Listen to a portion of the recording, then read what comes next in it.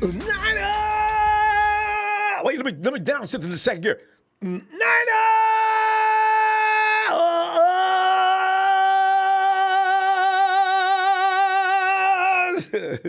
Woo, fam, Sunday. And pretty soon Sundays are going to take on the royal and golden meaning that we've learned to love and enjoy for years and years because of the Niners. I get all pumped up now because I tell you what, man, it's looking more and more like next week. Practice. People out there watching, evaluating, and sending us the news. Since nobody's going to be there other than reporters, I think they're going to allow media in. Let's get right into the fun today, fam. And Uno Capitan has been the first victim of Here Comes the BS. Uno Capitan, or at 19 Problems, reacted to the signing of Jamal Adams.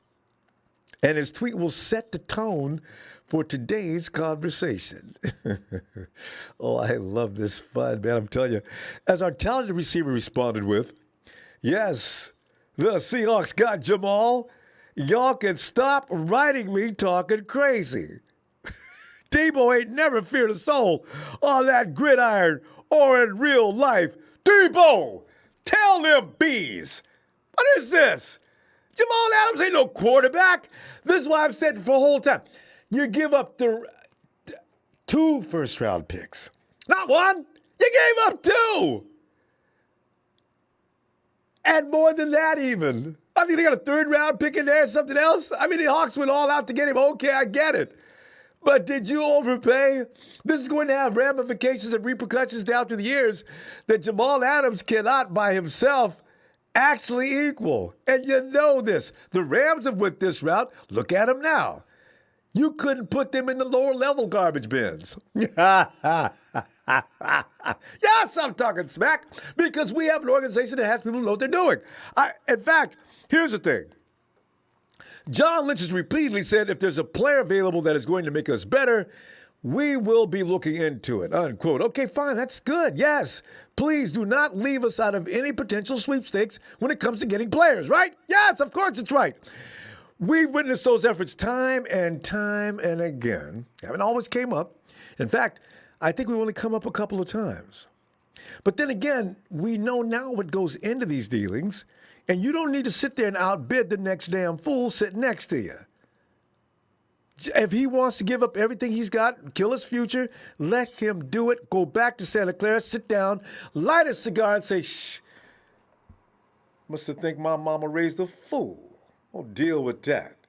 You know, because fortunately, one thing that we, as 49 supporters, we can always depend upon is at least a sane level of judgment in making any of these deals. As you can see by my tone, I am not concerned with losing Adams to the frigging Hawks. And what the Hawks just did in attaining Jamal Adams is not only a deal that blew the Niners and Cowboys completely away from the table, it may very well did a number on the Hawks' future. The Hawks do things now. That's signing of Russell Williams to all that money. And then the rumors come out about wanting to trade him to Cleveland. See, we don't need this kind of drama in Santa Clara. We don't need it. I don't want it. It just, all it does is start bringing your team back down to earth. We're in orbit now. I want to stay up there. Tonight, we're going to be going to the phones to get your opinion as to whether the addition of Adams will be enough to cause a fluctuation in the balance of power in NFC West. Because, and fam, it's only through unconfirmed rumors that the Niners, along with the Cowboys, were believed to be among the teams involved in trade discussions for Jamal Adams before the Jets and Mrs. Adams' baby boy was sent to the Seattle. Now, that knowledge was passed along, according to Jeremy Fowler of ESPN. Adam Schefter then posted up the horrifying details of the trade, which, honestly, I'm going to tell you the truth about this because I'm being straight with you. When I first read Adams going to Seattle, I said, oh, man. And the 49ers were sitting at that table, too. See, I didn't realize what had went on until I read down further.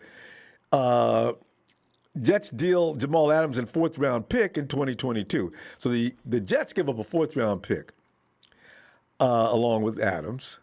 To Seattle in exchange for Bradley McDougald. He's a safety, 1st-round pick in 2021. That's the upcoming draft next year. A 3rd-round pick, which is better than a 4th-round pick the Jets gave up. 2021 and a 1st-round pick in 2022. That's according to ESPN sources. Deal is pending physicals.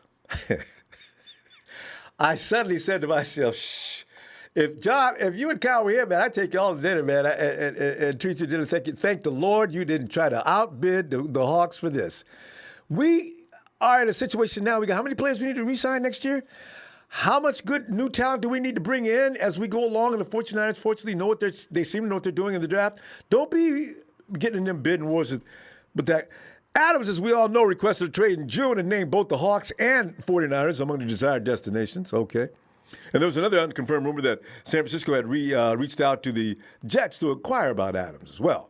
Adams is a two-time Pro Bowl selection and was named a first-team All-Pro in this past season of 2019. Yeah, he's a good football player. He's a damn good football player. Oh, that boy is badass. But please, I'm not giving up the entire farm for one ball player. And especially if he's not a quarterback. Now, he is, for that reason, seeking to become the highest-paid safety in the NFL. It gets worse. The Hawks will need to address that in the near future. Or, as some have suggested, man, you tripping, man, because here's what the Hawks do. Adams has got 2 years before they even have to be concerned with that. They think. See, because Adams going to say, if Adams has a pretty good year this year, he's going to say, Hawks, man, y'all brought me over here for what, to make me wait? I could have waited in New York. New York's a little more special than Seattle to begin with. Jamal, we had an agreement. You go ahead and wait until your rookie contract expired, and then we go ahead and start setting that up. Well, I changed my mind. See, you don't know what to expect from Jamal Adams because he's the kind of guy you can tell right now he has reactions quickly. And when he gets his mind set on something, he's gone. The Jets is the reason why he's in Seattle now. So go ahead. Think you got a 2-year window with Adams, and it's going to be all peaches and cream. Adams did indeed register 75 tackles, 6.5 sacks, 7 passes, defense, and an interception. A TD and 2 forced fumbles through 14 games with the Jets. In last year alone, he has recorded 273 tackles, 12 sacks, 25 passes defense, 2 INTs, a touchdown, and 6 forced fumbles through the first 3 NFL seasons. Fam, here's a question tonight is this. A, are you scared for the 49ers matchup with the Hawks in the days ahead? B, do you wish the 49ers would have challenged the Hawks a little bit harder than they did to get Mrs. Adams' baby boy to come to Santa Clara? C, will Adams put an end to George Kittle's domination of the Hawks secondary? Because Bobby can't do it, man. D, all of the aforementioned.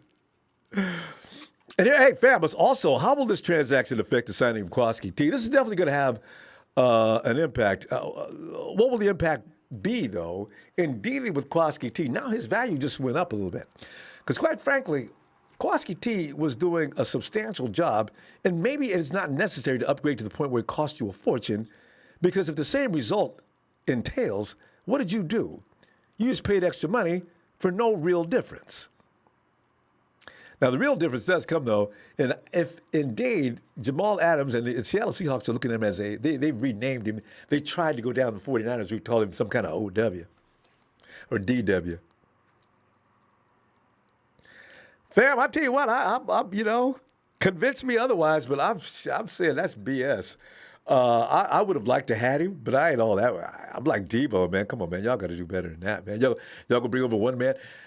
I mean, come on. And that's what he says. We couldn't get him with what? And we don't need him to win the West. We're good. It would have been nice, but he'd be satisfied. We have the best team. See, Ed? Yes, I agree. Kirk the Chameleon says, hey, thanks for what you do, fam. The team is legit without Adams. Let's do this revenge tour 2020. Yes, Kirk, yes. William Roberts, I'm worried about Adams on the Seahawks. Last time I saw that, it's a team game, not individual. One person can't make you better. Yeah, then William, you mean I'm not worried about Adams on the Seahawks, then, right? Because okay. Yes, Kyle's already thinking, oh, they got Adams, huh? Well, let me work on a few things that I know that's going to throw a wrench in that little plan. DM 49ers, perfect. Take assets and money away from the Seahawks. Shannon is going to scheme the hell. Hey, right? There you go. It's going to scheme the hell out of Jamal Adams and everybody else on the Seahawks. And the 49ers are going to be a little more efficient this year than they were last year, just because of time put in. Morbid Nader. I think the 49ers will still whoop Seahawks. Besides, Russell Wilson is going to sack at running back Kinlaw, Hasty, Ahmed Ayuk, McKivitz, Warner, Jennings, Finke, Maiden, Griffith, AC. You go down the list of names. These are Roy Boy, shout out from Coldwater, Michigan. He says, Adams, Niners are still the best in the West. Revenge tour is still on. And this isn't just not us just trying to pump ourselves up. Some of these things can be proven. Tony, I say, hey, what's up? Out here putting in that OT for that big blue, keeping the lights on for you. Tony, what's up, fam? Chase DeAndre says, I knew when media started talking JA to the Niners, I knew the ultimate hater of the Seahawks would get into play for him. They did whatever it took for him not to land with us. Good point, Chase, because the Seahawks, they knew they went too far, but they probably are thinking you don't want the 49ers to get Jamal Adams. Kwaski T's got an expiring contract. You stick, we're going to have to pay some money anyway. We're not going to have to pay nearly as much money because whatever we're going to pay Kwaski T, we could have added a substantial amount more to pay Adams, and we've been good to go. What we don't know is the mystery is how well would he fit in with the 49ers system? Probably pretty well. There's some articles out saying that maybe that's an overreach. I'm not sure. I didn't read that. I read some headlines. I didn't get to them yet. Mr. Block says, hey, one love from Akron, Ohio. I'm not worried about Adams. He may be a good player, but he has to fit their system. My Niners got worry about my Niners. Bottom line, we steal the team to beat. Fully agreed. I ain't scared. I can't wait to see the first game. If we light up this team coming up next season, the laughter will never end. Because I still say, man, you gotta remember something, man. The 49ers offense is in his second year. They're ready to roll. I look at Shay coming. Shay said he was back. He ain't playing. Come on in, Shay. Yo, what's up, Ronbo? Can you hear me okay? Shay, I can hear you great, man. I'm looking for your response to Jamal Adams and some of the things I asked about. Are you scared? Should we have worked hard to get him? Is he going to be able to slow George Kittle's roll? And all those fun things. What is your feeling on this? Well, Ronbo, firstly, I think after acquiring Jamal Adams, I think there's just no doubt that there's fear in the NFC West for George Kittle. I mean, the Cardinals drafted a linebacker to stick with him. Ooh. The guy literally said that's what he's built for, to cover Kittle. The Cardinals grabbed Simmons. And now the Seahawks did the best thing they could, or they think they could, and trying to stop Kittle is drafting Jamal Adams. Now, I think it just more reinsures, Kittle's. I don't think Kittle really has leverage, but it makes sense for his case to just pay that man so we can just start the football season. Yeah. But as far as the Jamal Adams trade, I'm not going to sit here and be like a total homer and be like, oh, Seattle lost that trade. I think Seattle, what they gave up for him was pretty much correct in the sense that they don't really do anything with first-round picks. They busted for years. I mean, Penny was trash. I think they moved back to get L.J. Collier, who's going to be their starting defensive end. So they haven't really hit on picks. That's a good point. So they gave up their future picks too. And I think obviously the problem with that is Russell Wilson takes about 33 to 32% of the cap already just for one player. Mm-hmm. So there's about 70% or a little less. There's about 67% of the cap that can go to the rest of the 53-man roster, right? So I think what they're pretty much saying is they're trying to fight for right now too. Like just like the Niners window's open, I think they're trying to be like, well, we can't waste Russell Wilson's prime years. So, we didn't grab an offensive weapon, but at least we'll grab a defensive weapon that can help bolster the defense. But with that being said, though, Ronbo, you don't give up you don't give 2 first-round picks for like a defensive back, a linebacker. The only time that I think you give up 2 first-round picks for is literally a defensive end, an edge rusher, or a quarterback. That's about it. I think this is literally the Khalil Mack case. The Bears gave up 2 first rounds, a 3rd round, and a 6th round. The Seahawks just gave them McDougal, a 3rd round, and 2 firsts. So I don't see him. I know Jamal Adams is great. I love that player, but I don't think he's a generational transformation talent like Khalil Mack is. So there's that. But then also too, Ronbo, it's literally the Seahawks approach is kind of like the Patriots. They're gonna have good DBs out there, but they're gonna have no pass rush. They're gonna have zero pass rush, Ronbo.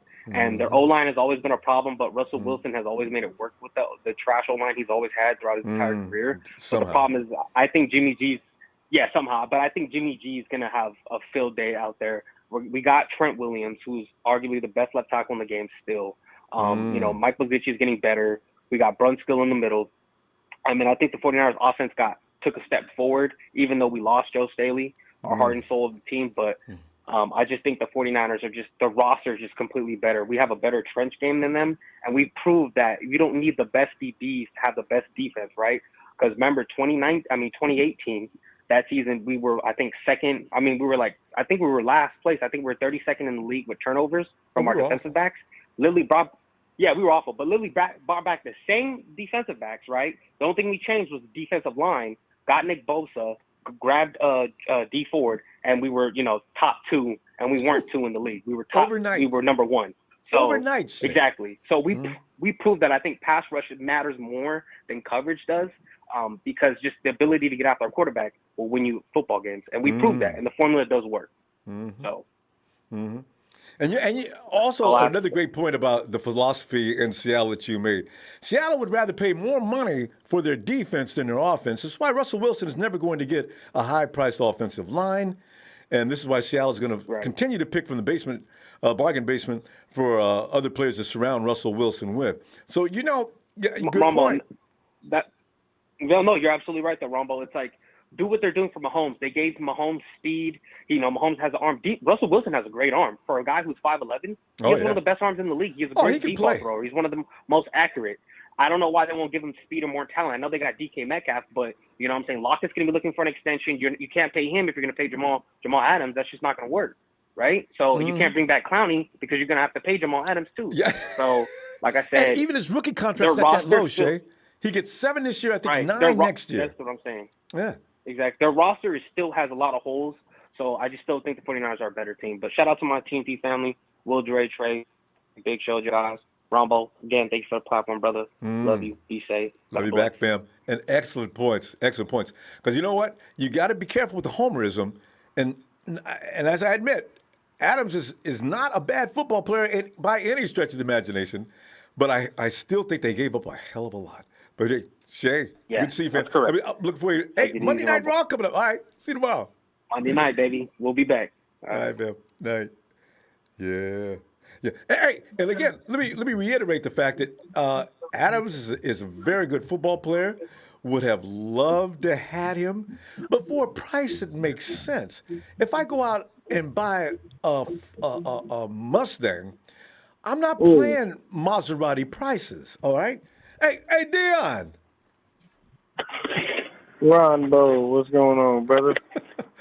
Because like Debo, man, they're going after Debo, and probably all of the 49ers, y'all got some problems now, man. We got Jay Adams go beat that. Boy, y'all need to calm down. He ain't did nothing yet, and we have. Beat your butt last year, and probably go beat it again this year as we've learned more from being the young rookies we were. So yeah, D, is this deal making you crazy? Are you concerned? Overly concerned? Under concerned? Give me all of that. For me, I'd have to say moderately. I feel the same way about the Jamal Adams trade as I do to an extent about the Jalen Ramsey trade. It's another defender in the division that I don't want to have to deal with. Yeah. Because no matter how much everybody says, I'm not worried, it's not about – the guy does have ridiculous talent. Don't care what anyone says. The guy has crazy talent. He is a really good football player. But what they gave up, yeah, right. Nobody giving up that for no Jamal Adams. You can give up 2 first-round picks, a third-rounder, and your starting safety as a swap. You could have got Trent Williams. Yeah, come on, man. Yeah, you ain't got no offensive line. It doesn't make any sense at all. Like for them, their D line is trash, their O line is trash. So their linebackers, they're okay. I think they still got Bobby Wagner. Yeah. But I mean, like they as far as the trade goes, for what they gave up is way too much. Is over the top. Like, I would never have given up that kind of draft capital, period. So for me, like, I'm thinking from a standpoint of what they gave up, 49ers would have never done that. We would have never given up that kind of draft capital for one player. And, like, that's like giving up all that and giving you Kwaski T. No. That's why they got up and left the table before the deal was done. As soon as they heard what the Hawks was offering, they knew that was go do it. The trade was too much. You mortgaged your future on one specific player, and you gave up, more than enough. Like the Jets, literally for themselves, if they can luck out. Dre made a good point when he said basically the next couple of drafts are probably going to be trash because you're not really going to have much film to go on. If they don't play NCAA football this year, you're going off of last year, the year before that. So you're hoping you get whoever it is. But for me, I'm thinking from that standpoint, and at the same time, it's just too rich for my blood. It's just, as the old gambling term goes, I would never have that there. I would never waste my time with that many draft picks. And yes, that guy is a great player. I would have loved to have him on the team. But like I always said, Kwaski T in the second rounder was the max I would have given up. Wouldn't have given up anything else. If they would have asked for more than that, I'm out to trade. I don't want to be near it. That's cool. Y'all have your fun. Good afternoon, good night, and goodbye. Does he make their defense better? Yes. Yeah. But he does because not. Secondary, because honestly, Dion, the Seahawks secondary was easy pickings. Flowers and some of those other? I mean, there's still the safety can't save the entire secondary. He can only play so much ground at one time. This is going to be interesting to see how they fix this. Oh yeah. We'll see what happens. But I can say this. Was it a good trade? Heck no. It was trash. It was like one of the most horrible trades I've ever seen in my life. Did they get a good player? Yes. Yep. But you just gave up way too much for one dude, and he's not going to be that over game changer that you would have needed. What I would have liked to have had him on the squad, yes, but for that price, no way, no how, no thank you, never mind. And at the end of the day, we'll still be better than them because, like I said, their O-line is trash, their D-line is trash. They have Bobby Wagner as the linebacker. That's the only one they have. And then everybody else, I mean, you got to make it happen. You got to figure it out. So we'll see what happens throughout the season. But as far as that goes, I mean, like, everybody gave me crap when I first put the video out because, I was saying that it does make them better. But at the end of the day, hey, you can't really do much with them because that's all you're going to have for the next couple of years. And stuff like Chuck with that one, man. Yeah. It's just it's not what you call real good management of the days ahead. You're thinking now, and a lot of teams do that nowadays. No, they pulled the Rams. They pulled the Rams. They mortgaged their future on Jamal Adams as the Rams mortgaged their future on Jalen Ramsey. And the thing is does it look like Ramsey's really paid off? Not really. Really. He was the reason why we beat the Rams. He says it's the safety's fault. But Jalen, you've been out. How many years you been playing ball, man? Come on, man. You can't blame that all on the safety and in the middle of the field during the game. What is wrong with you?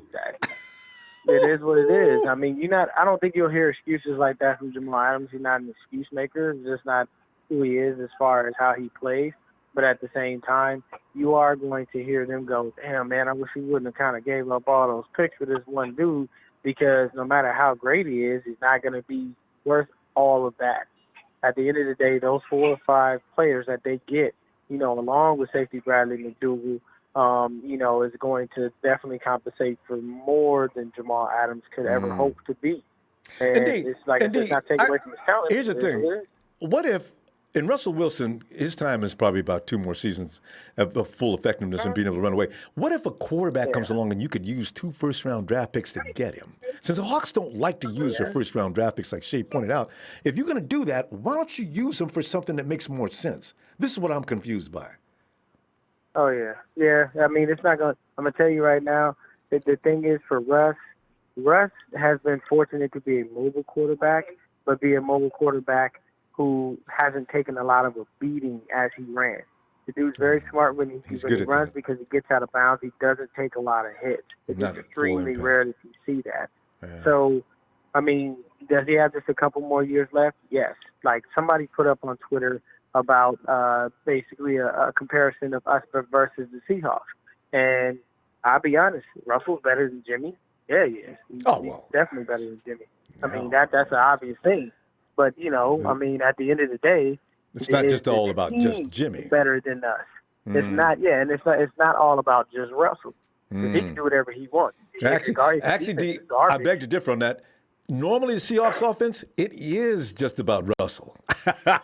Let's get on this tomorrow night. We're out of time. Oh yeah, man. I'll see you on Excellent Raw points, tomorrow, though. man. Thank you for the platform. Thank you for what you do, brother. Appreciate everything that you do, man. You Thanks, have a good D. evening and continue to do what you do. You do, fam. Click him up, fam. He just put out an article on this particular situation we're talking about now that he's getting flack on.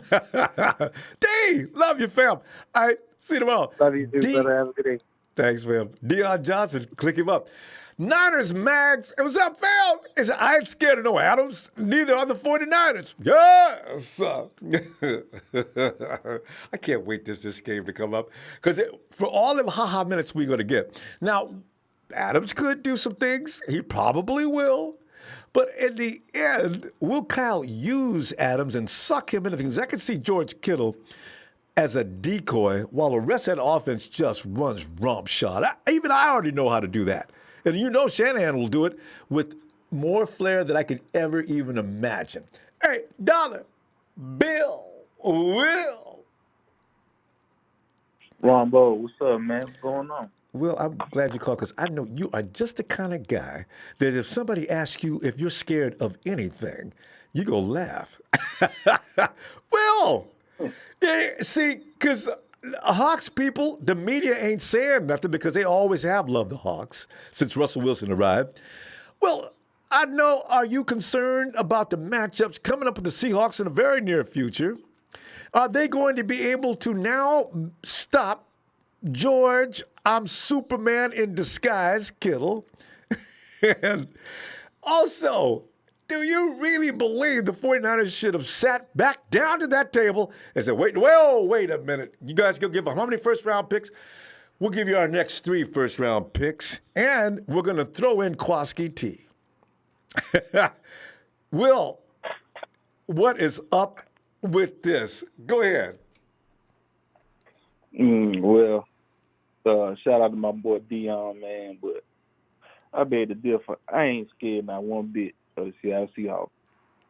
I'm like my boy Debo. I don't fear no man or nobody on this earth, no team, no nothing. Because I'm gonna tell you, man, Seattle's about to fall in the next couple. Probably after this year, they're probably gonna fall and crumble because what they did was ignorant. It was stupid. Like you gave 2 first rounds, a third, and a player for Jamal Adams. I mean, now don't get me wrong, Jamal Adams did make the Seattle Seahawks better, but there's other areas that Seattle is lacking. We a full, complete team. Kwaski Tar played very well last season, so I don't think we're gonna lose anything, talent-wise behind this. But I gotta give, you gotta give it to Seattle. They didn't got better. But the thing is, they just did what the Rams did. They gave away the most important draft picks for a player. So now, what they're gonna do is, after this season, they're gonna fall and crumble. At least if we lose some talent, we get to keep our head above water. But what they just did, they just gonna drown. Just like the Rams drowned. They gave away all their draft picks, players, all that type of stuff, bringing in Ramsey, and we still beat them. You know what I'm saying? So really, I mean, it really doesn't bother me because at least after this season, we need to go ahead and sign our core players. And if we lose some other talent along the way, at least we get to keep our head above water and stay a contender. Right. Rather than just give away maintain a team. Give away the house and drown. Team maintenance. Right. That's all. You know what I'm saying? Personnel maintenance. That's all. I mean, that's it. Because the Rams are already plummeting, and the Seahawks is about to. because they gave away all their draft picks, their future, and their everything just to bring in a player. At least we doing things the right way. We being wise with the money, knowing what we got to do with the money, and even if we lose talent, we still gonna keep our heads above water. So that's why I ain't tripping. Now, you got to look out for the Cardinals, because the Cardinals are doing the right thing too. They doing almost exactly what we doing. They being wise with the money too. You know what I'm saying? They finessed Bill O'Brien down in Houston to get D-Hop, and they ain't had to do what Seattle did. You see what I'm saying? So I mean, so you got to respect. I respect the Cardinals more than I respect the Seahawks because of what they doing. You know what I'm saying? But I mean, we still gonna win our division. But I'm just saying, you gotta give the Arizona they credit too.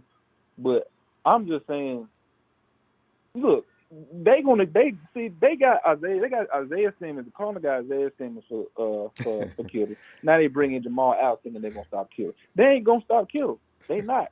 And then and what Seattle's gonna do is make Jamal Adams play in the box and play Kittle. Okay, Jamal Adams, you can blitz if you want to, but you better hope you ain't blitzing on Trent Williams' side, because Trent Williams gonna stop you, bro. I'm telling you this right now. You ain't gonna have the same hit. You're not gonna have the same blitzing ability that you did in New York. You're gonna be going against Trent Williams twice a year. So good luck. But hey, they did that. You know, and Will, don't forget when he comes there, the man he came to stop. Kittle loves the block, so come running in at high speed. Now go ahead. Man, hit a wall. Ain't nobody stopping no Kittle, Ronbo. Ain't nobody. That Kittle is not a human. This dude is something else. I don't know what he is, but whatever he is, what up, JJ? Whatever he is, man, this dude is a monster, bro. The dude is not human, bro. This dude carried 3 Saints down to the 30, 25-yard line to kick a field goal to beat the Saints. He drove 3 dudes, man. 3 dudes jumping on him like ants trying to jump on a bear. Come on, man. Riding him. Feet still moving toward the goal line. and then you seen what Kittle did. You seen what Kittle did with the Buda Baker. That touchdown that we scored before halftime. He threw Buda Baker off the line of scrimmage, ran his route, and then Buda Baker tried to tackle him. Yeah. Kittle pushed him back down again. Come on, man. You ain't stopping no Kittle. And then sat down on the bench. I'm still here, Buddha! Exactly. I enjoyed that. It's nothing you can do to stop Kittle. You can bring any player you want to stop Kittle, but you ain't stopping Kittle. So, I mean, Seattle's going to be Seattle. But he's getting stronger, Will. He's getting stronger. He got that legendary workout he's got going on this year. Oh, man. Right. It's a high risk, high reward for them. You know, they got a good player. But it's a high risk because you gave 2 first round in a third in a play. That's too much. And you know John Lynch ain't gonna pull no trigger like that. You know he ain't. And we complete. Seattle still got to get complete. We already complete. I mean, it is what it is. We still running the division right now. Now you know all the major networks are gonna say, now get ready for it, because you know they're about to say. I already know. The Seahawks. The Seahawks are the team to beat in the NFC. The balance of power has quickly shifted. Yes, from Seattle, from San Francisco to Seattle. Yep. Good. So, they need that narrative. That fires us up, especially people like Sherm. Well, good stuff, fam. Let's see you tomorrow. All right, man. Take it easy, man. Shout out to you, man.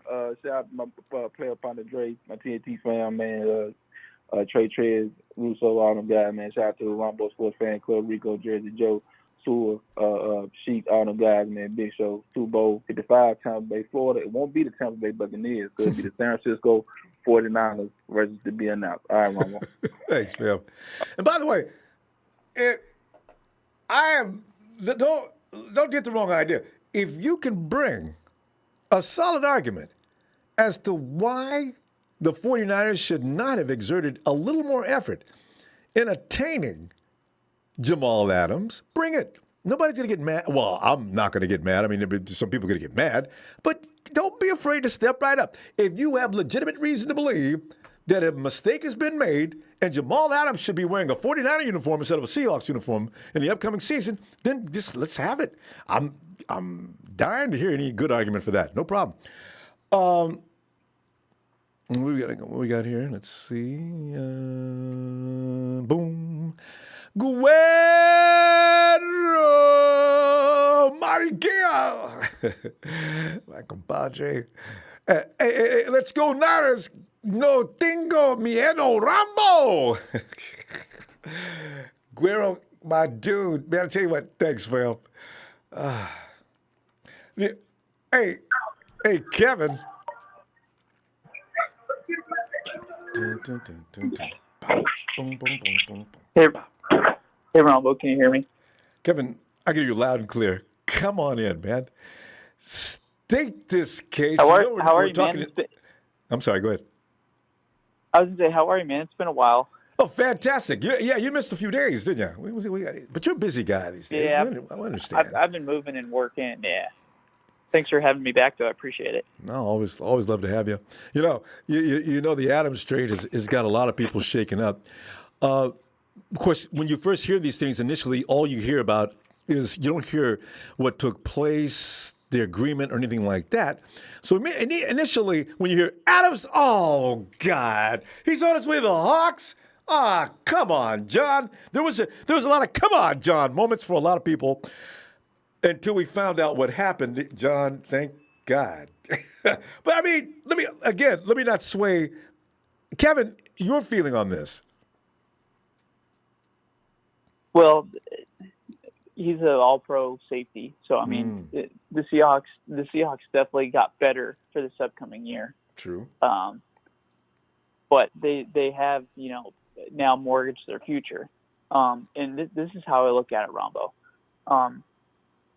Kyle Shanahan and the 49ers organization, they are absolutely ahead of the game, because think about all the wide receivers that we've drafted over the last couple of years. Okay. And Seattle only has one good DB right now, right? They just got Adams. Okay. So if he's going to cover Kittle, who's going to cover Debo? Who's going to cover Ayuk? Who's going to cover Jalen Hurts? Yeah. So, and you know what? I only hope that this trade went down this way, where the Jets were calling John Lynch and saying, hey, what can you offer? And John's like, okay, we'll give you a first round and we'll give you part. And then the Jets took that and they went to Seattle and said, hey, San Francisco is offering us a first round and their safety. Sure. And, exactly and the Seahawks, went and panicked. So, I think there's going to be a lot of silent genius on John Lynch's part. I think he baited the Seahawks into this trade. We are already a better roster. So, and my second point is going to be the gravity of what George Kittle has done in this league is putting everybody in our division on notice. Hey, wait, Kevin. Kevin, wait. I want you to amplify that point. What George Kittle has done is he started to cause problems from not only on the field, but all the way into the front offices of teams that 49ers have to deal with every year. And that goes, look what the Rams did. But the Rams did that before George Kittle got started. But look what the Cards have done.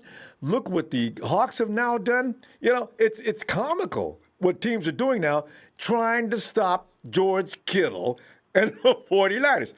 Continue. I love that point. Well, and here's the reason why. Okay, look at what the Cardinals did. They drafted Isaiah Simmons, right? Okay, for one purpose, to stop George Kittle. And he said he on would. The board, on the board, there were still 3 potentially top 10 tackles available, and they didn't take one of them. Right. They did not take one of them. So and what do they need Kyler most? Murray, God. They needed offensive line help, and so Kyler Murray is going to be running around, and he's going to be sitting on his ass again this year. Okay. They didn't take a tackle until the 3rd round, and that guy, Josh Jones or whatever his name is from Houston, is complete garbage. Okay, so they did not help their young rookie quarterback out at all. Yeah. And now you look at what Seattle's done. They've mortgaged their future and they traded. It's not like they got 2 or 3 DBs. Okay, they didn't get 2 or 3 Pro Bowl. They got 1 player. And how many weapons do we have? So okay, yeah, we didn't get Jamal Adams. He would have definitely made us probably the favorite in the for Super Bowl contender, but he probably just took Seattle from maybe being third in the division to maybe making the playoffs. So we're fine. Of course, it would have been nice to have him, but Sure. not at that price. It's just too much. And if you think our about this, team, Ronbo, there's a difference too. Kevin, you don't have to play on that too. Because with our team, Adams segues in smoothly, and we keep on rolling. Because we can do without him, but we just take a step up, which is probably something that sent fear through the halls of Seattle, and they didn't want us to have him. So it kind of makes sense if you look at every angle on this.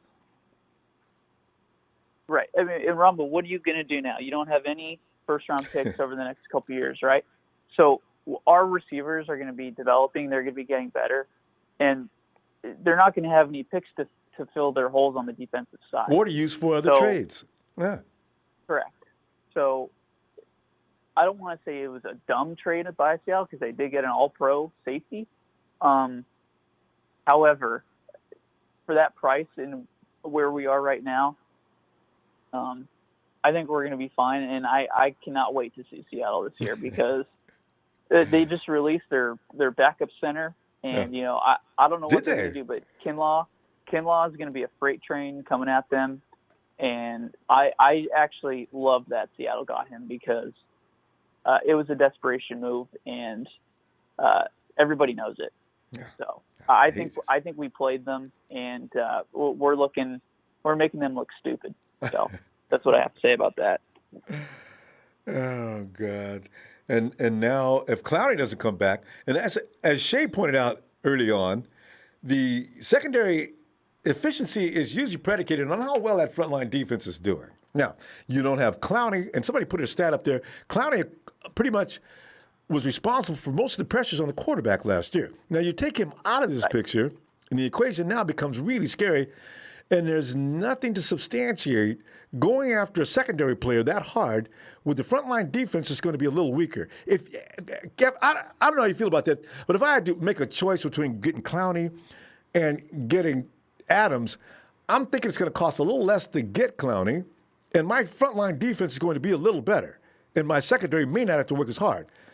So this is going to be interesting to see how this all ends being.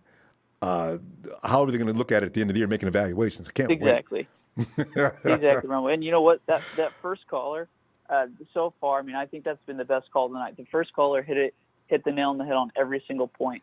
And you know what? We built our defense differently. We built it from the trenches out, and Seattle's trying to build it from the secondary in. And you know what? I think one way's been proven to be better than the other. So that's it. Kev, we got to stop. Again, great points. I love it. You get a chance. If you're not too busy, come on in tomorrow. All right? Yeah. Hey, thanks, Ron. Thanks for the platform. Appreciate it, man. Thank you have you, a great Kevin. night. You too. Bye. Yeah, great points we're making up tonight. It's hard to defend what the Hawks did, but as I said, if you want to, that's fine. When you're not going to get booed, well, you might get booed in the chat because the chat is a tough group. But I mean, I'm not going to boo you, okay? I just want to hear it. We can talk about it. Hey, Rev. No, it ain't. Ronbo. Oh, Rev, I was wondering where you've been, man. We missed you for so long. Even way back during the Super Bowl days. Yeah. But you told us you was working hard. You was working on some project that was really occupying all your time. So I guess you got a little free time. Yeah. Yeah, well, good. Absolutely. Rev, you came back in in time. Because I love them strong opinions of yours. Go ahead. Get into your intro. Go ahead, and you know what we're talking about. Oh boy, jump on it. Oh yeah. Let me get right into it. Shout out to my 49er family worldwide, repping that beautiful red and gold 24/7, 365. Shout out to the man Ronbo to give us this platform to speak. Thanks, man. Now, well. It's been a while since the Rev's been up here, and I got a couple of little things to say as far as the whole Jamal Adams situation. Heard a couple callers, great points. It was a desperation move for Seattle. But the one key thing that I want the family to recognize is Kansas City needed referees and no calls to beat us in the Super Bowl.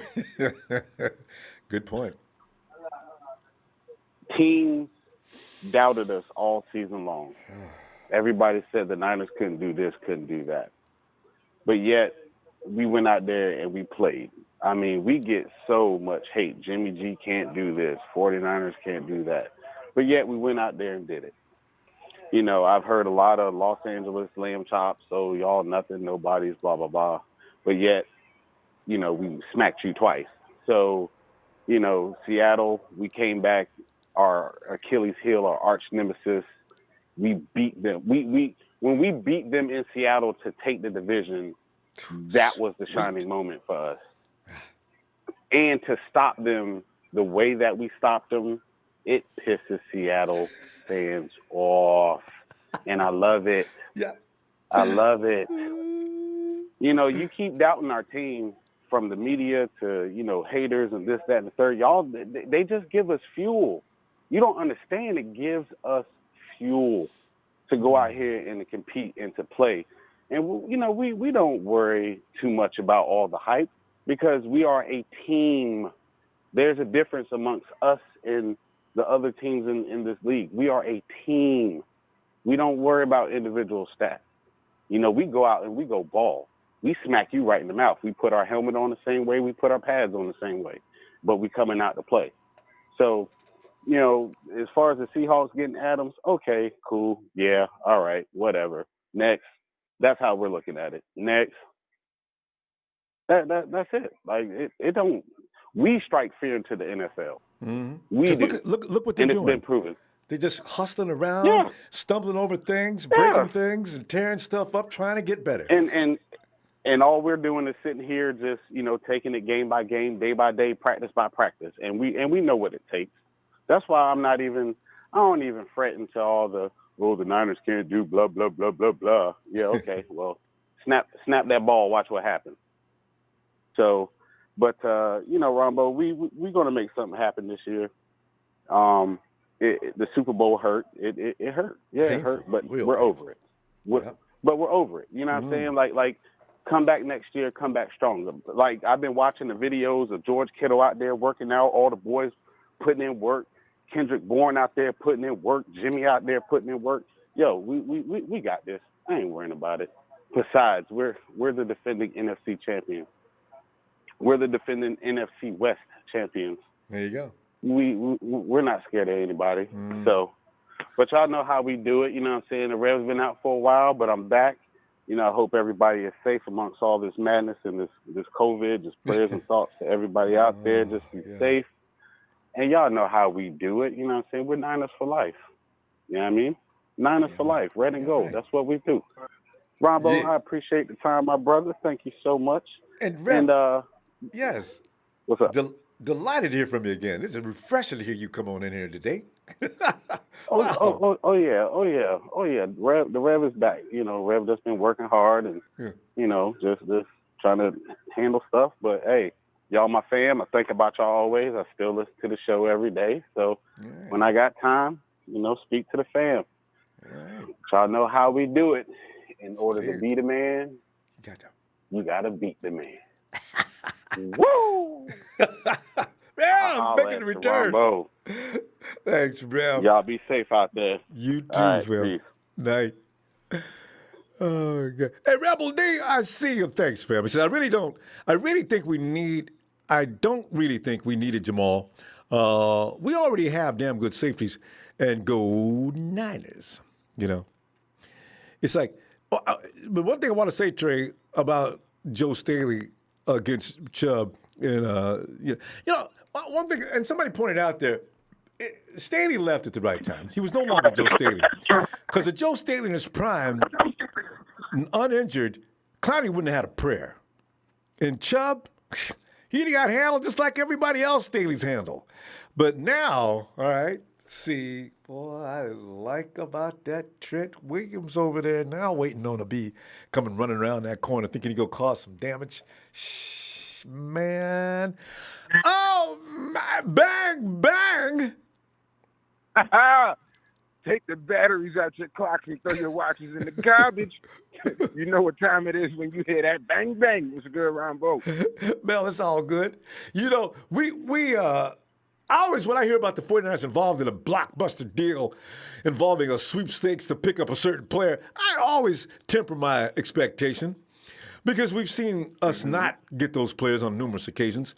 And again, I had the same reaction as every mortal minor Empire member. And at first I said, oh, man, he's going to Seattle? No. And then I heard about the deal. Oh, thank the Lord John didn't lose his mind in this deal. We cannot afford all them first-round picks. I know we've not done all that great with first-round picks up until last year, but good God almighty, if nothing else, I need those first-round picks if I want to make a deal for somebody else, not named Jamal Adams. Man, so I'm delighted with what happened. When this topic came up a couple weeks ago, maybe a week and a half or so, what did I say? I'm not nervous. I'm not scared. The Seattle Seahawks can get him. I don't care. He's dead, too. He's going to die, too, like everybody else. So, first and foremost, this kind of gives me a vibe. Like, it reminds me of the 1989 Vikings-Cowboys deal. I don't know if you remember that. Wait a minute. Where what the Vikings deal are we talking gave about? away their entire life for Herschel Walker. Oh, yeah. Who could forget it? And they got Herschel Walker, and they were 10-6, dog. And everybody was like talking bad about the Cowboys. Oh, he's the best player on your team. He's one of the best in the league. How could you trade him away? And he's the best on your team, same as the Jets. But look at what they got in return, and look at what they did. They turned around and flipped those picks and became the team of the 90s. See, come on. And the Vikings, nobody's talking about them because they were still butt cheek dust after they got Herschel Walker. So this is what the Vikings do. Where the Seahawks messed up because they were not in the same situation as the San Francisco 49ers, where they had this window where their team is pretty much set and they're a playmaker or two away from going to the dance. Without Russell Wilson, that's a 4 to 6 win team, dog. Yeah. So to throw all of that away and just mortgage their future on this one guy, it didn't make sense. And I'm not scared of Adams for a few reasons. He's not Nightcrawler from the X-Men, man. The dude can't teleport. Any given play, he can only cover one person. He can only cover one. So everybody else is still going to be everybody else. And if that one person that he's going to be covering is George Kittle, do you really think that that's going to make a difference that it's Jamal Adams? He's going to get the same treatment as Buda Baker, dog. He's too light in his butt to deal with George Kittle. Kittle's going to toss him around. What is he going to try to jam him off the line? He's dead. He's dead. What is he going to cover? Kyle Juszczyk? You see what he did to Minka Fitzpatrick? Like, yes. Come on, man. And Mel, right there, though, I want to ask you, would you, if he's getting boiled in the interior, because this is not the AFC North, would you put him in center field? I don't know what Seattle's going to do with him, and I also don't even know how he's going to. I don't even know how he's going to mesh with that defense, man. Last time we spoke about it, I brought up Nnamdi Asomugha in that situation. I know that Nnamdi Asomugha is a cornerback. I know football. I'm not stupid. My point wasn't that it was position for position. I was talking about what happened with Nnamdi. Nnamdi was one of the best at his position, and when he got a big check, he was no longer the same guy. And it wasn't that his talent left, his talent didn't leave, but he didn't fit in Philadelphia. And then he went other places, didn't fit there either. So that's what I was saying. I wasn't saying that it's cornerback and safety are the same. No, I was using that as an example. There are players who, when they get that big payday, man, or when they land somewhere where they think they want to go, or if they just want to leave their team, it doesn't always work out the way that people think it's going to work out. Like, oh, well, they got this guy who was the best, so now he's going to continue to be the best. So, yeah. Yep. And let me tell you this as well. I just wonder, though, do you question the judgment? The Hawks, for years, for some reason, they think they don't need to protect Russell Wilson with any offensive line investment whatsoever, right? So they come in, they'll bring in some guy that's okay, but nothing. Guys like Confetti, these are players that are always going to be mediocre when it comes to being offensive linemen. It can be abused by defensive lines like the 49ers. Why do the Hawks? I really wish I could get to the understanding as to why they build a team that's that way. Because he's been able to flourish without having horses on the front line. Listen, you know where I work. I'm actually outside of my job right now. But I have this conversation at and about my job all the time, where they have me and other guys. We're doing the job that takes 2 or 3 people to do, man.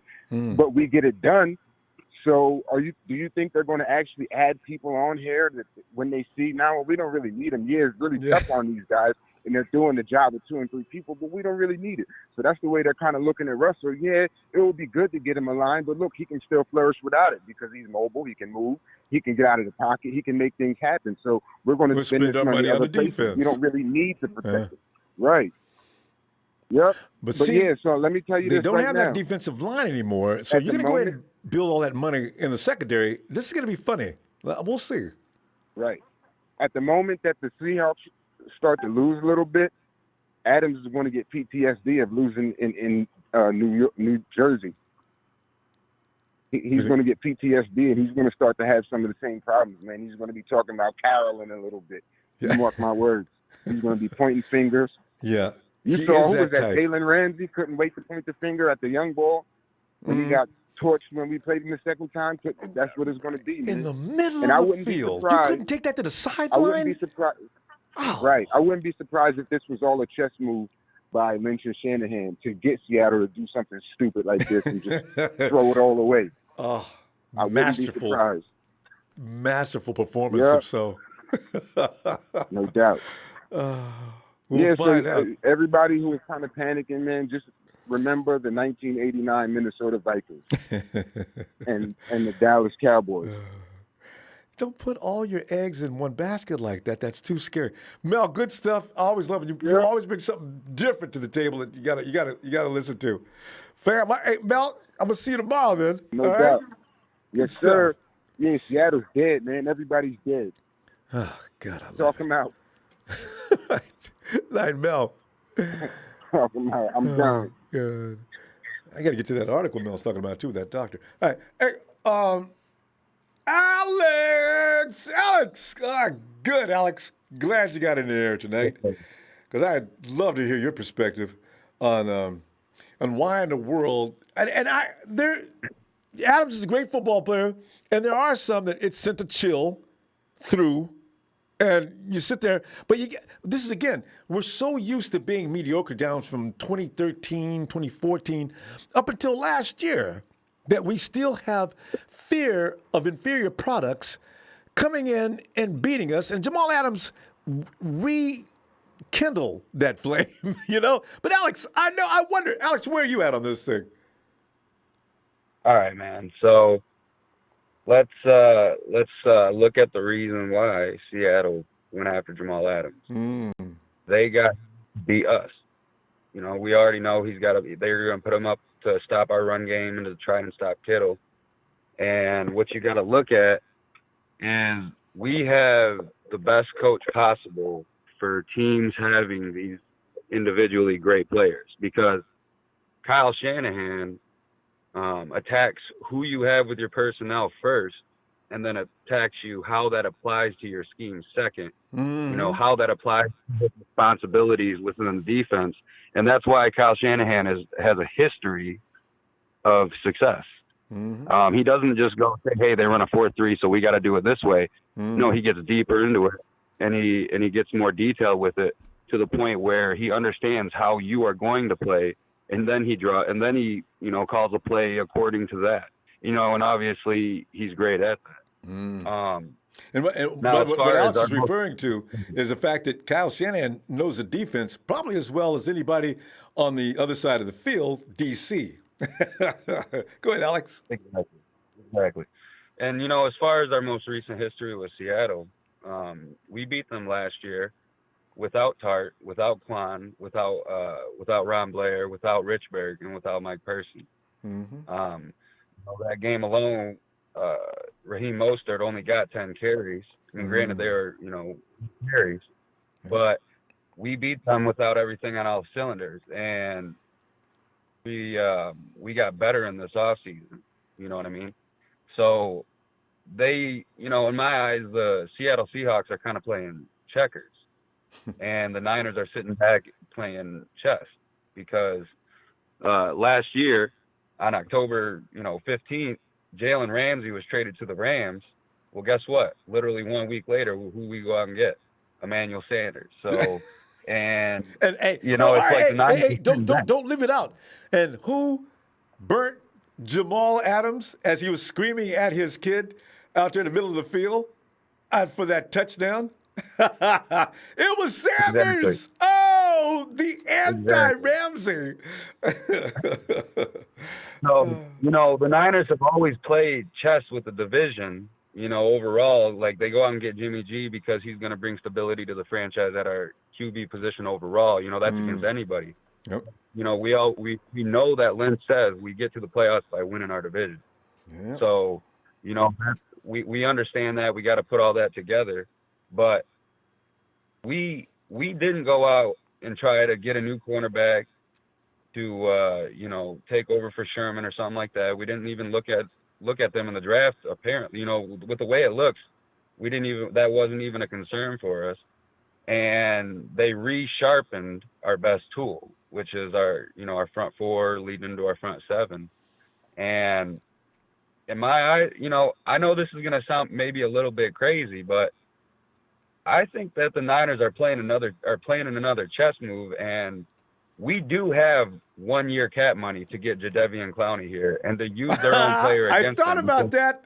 I mean, I know it sounds crazy, but no, it doesn't. It is very, very easy to sit here and think, okay, Seattle's going to go out and get this, you know, pay the next 2 years for one guy, and then they're going to have to dump some. They're going to have two Russell Wilsons, one on each side of the ball. And we're the Niners are, you know, they let DeForest Buckner go. Why? Because they believe in the group. They're not just going to put it all on one player. They're believing in the group. And then when you sit there, you can do 1 year, quick exchanges with players like Jadeveon Clowney, kind of the way the Pats did it with Revis. Yeah. And it just makes sense because that's the way the Niners are, man. They're playing chess. They will balance out win now and the future. Hey, I'll tell you what. Alex, if I wake up and see my notifications, 49ers approach Jadeveon Clowney, I'm going to lose my mind. I'm like, what? What? I mean, Alex, Ronbo, boom. There's a reason why we didn't go out there this year and try to load our draft onto cornerbacks and secondary players. You know, we didn't trade Jaquaski for draft picks for Jamal Adams because this is not just something that happened this week. It's been going on for a whole year. You know what I mean? So, you know, 6 months or in the last few months more so because he gave a list of teams, but there's always been, you know, some sort of unhappiness with Jamal Adams with the Jets. There's always been some sort of conflict over the last year. He's been talking for 2 years. That's true. Exactly. So, like, the Niners have the perfect opportunity right now to go out and make their, you know, the most feared defensive line in the league right now, you know, something even more crazy than we've ever seen. And what does that do for Emmanuel Mosley, Richard Sherman, Jaquaski Tartt, Jimmy Ward, and Quan Williams? It gives them it just makes it easier for them, and it gives them pick city. You know what I mean? We got Fred Warner and Quan. This might be hey, off season ain't over yet. The season ain't started yet. There's a lot that can happen over the next 4 weeks. Hey, but Alex, actually, there's a lot that can happen within the next 48 hours, okay? Because you know what? The season is underway as far as training camp goes. If you're going to make a deal, that's why the Jets move so quickly. Get Adams out of here now. And the Hawks bit, and see, this is why, like you're saying, brilliant. Now Jadeveon's running around. He's still an orphan in the NFL. Somebody can offer him anything. He just wants to play so he can continue to put his product out there to attract somebody who wants to pay. And there's nothing wrong with him. There's nothing wrong with him right now. You know, you want a 1 year deal? You're going to rotate in and out with the 49ers defensive line. But think about this. Your chances of going to the Super Bowl are better than most teams in the NFC. You want this or not? All right. Boom! If anything's wrong with D Ford, we got something to help him out. Let's not forget about this. Jadeveon Clowney going to San Francisco wouldn't be much different than Richard Sherman going to San Francisco. He wants to prove something to Seattle, and that right there, to have him, D Ford, Nick Bosa, Kinlaw, or Eric Armstead rushing at you. their O-line is so piss poor, Ronbo, that we're going to see their whole entire line get flipped like pancakes. Carnage. And Russell Wilson ain't going to be there in week 17 to get them to the playoffs. He's going to be out in week 8. We got to go, fam. I love it, man. More great points that I brought up. David Clowney running around out there looking for a job. Seattle just ditched him. Boy, I love it. Man, Alex, I'm going to see you tomorrow night, okay? Yes, sir. I'll talk to you. God, I knew this was going to be fun. Worst father in the fucking world. I wouldn't give a fuck. Elliot? Call everybody the worst motherfucker that I've known to as well. Elliot, you're on. Yo, is we on, Ronbo? Yeah, Elliot. We didn't interrupt anything, did we? Look, yes, we did, bro. Look, let me tell you something, Ronbo.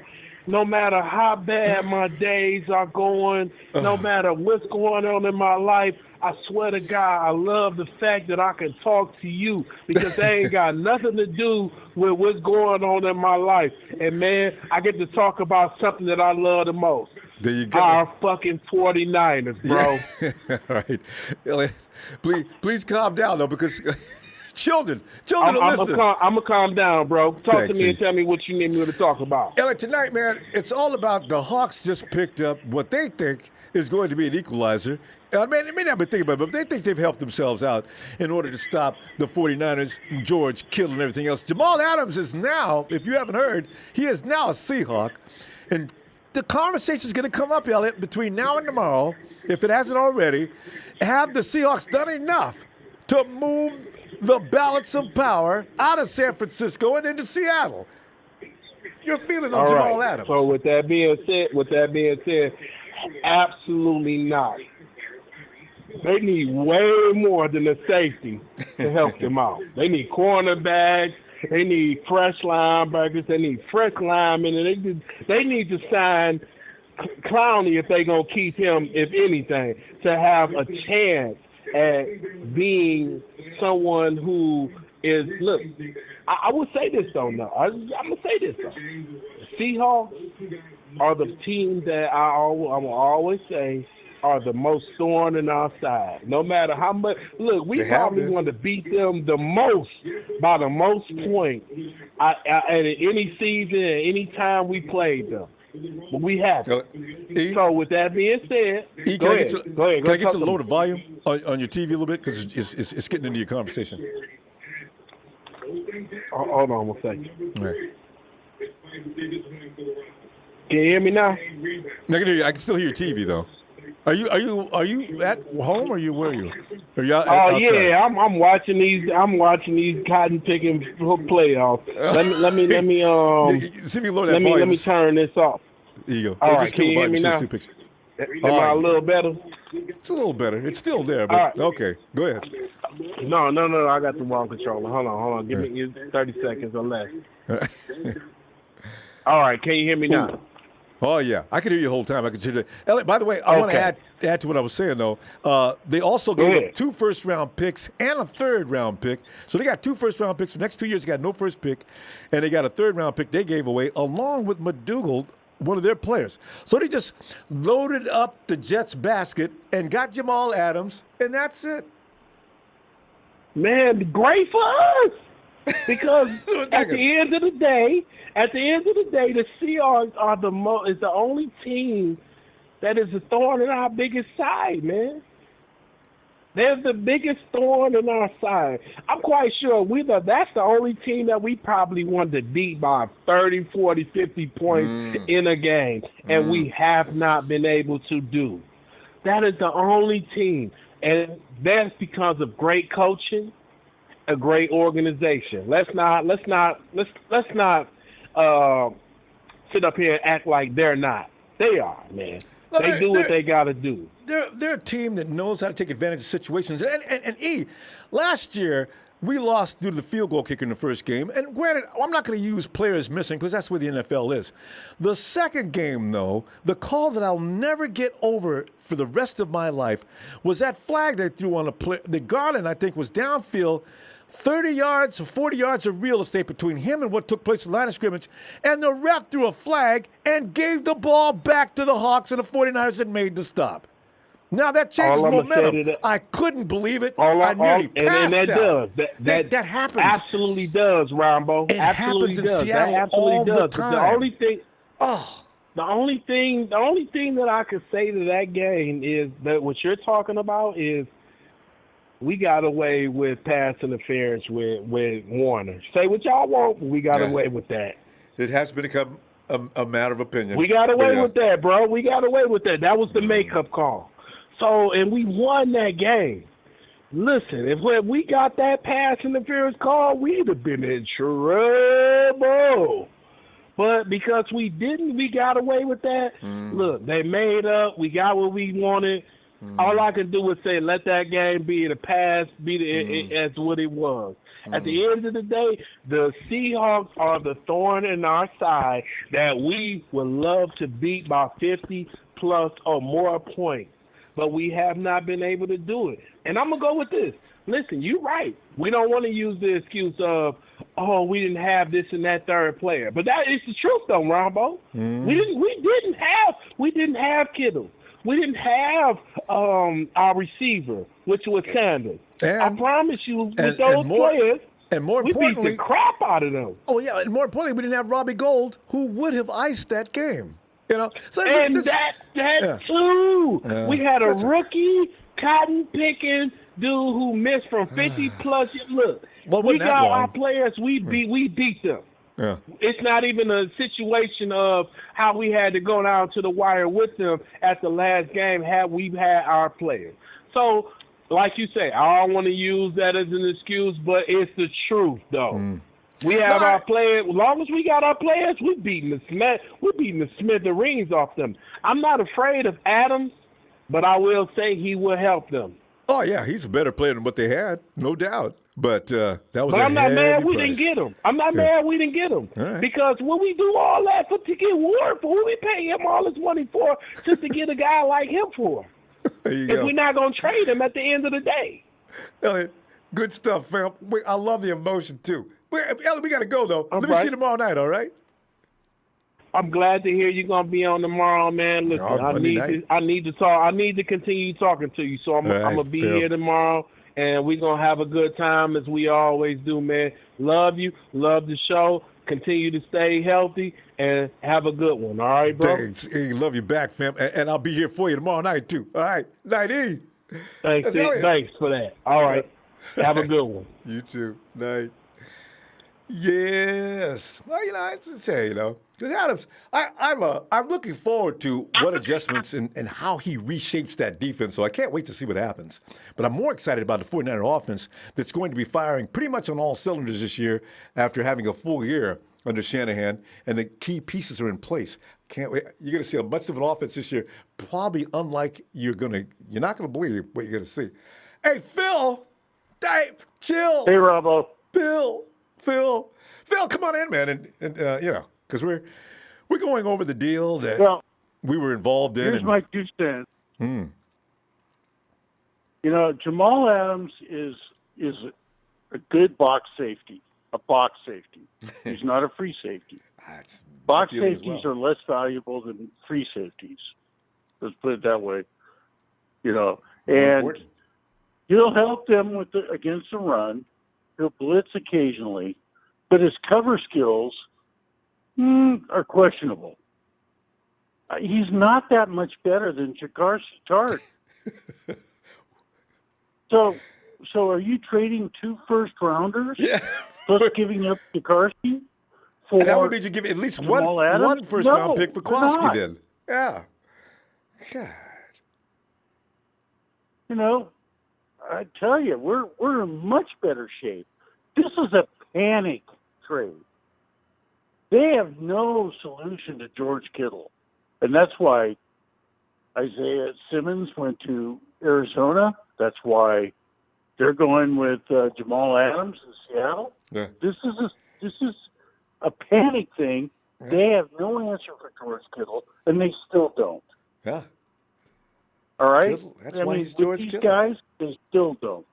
Yeah. Yeah.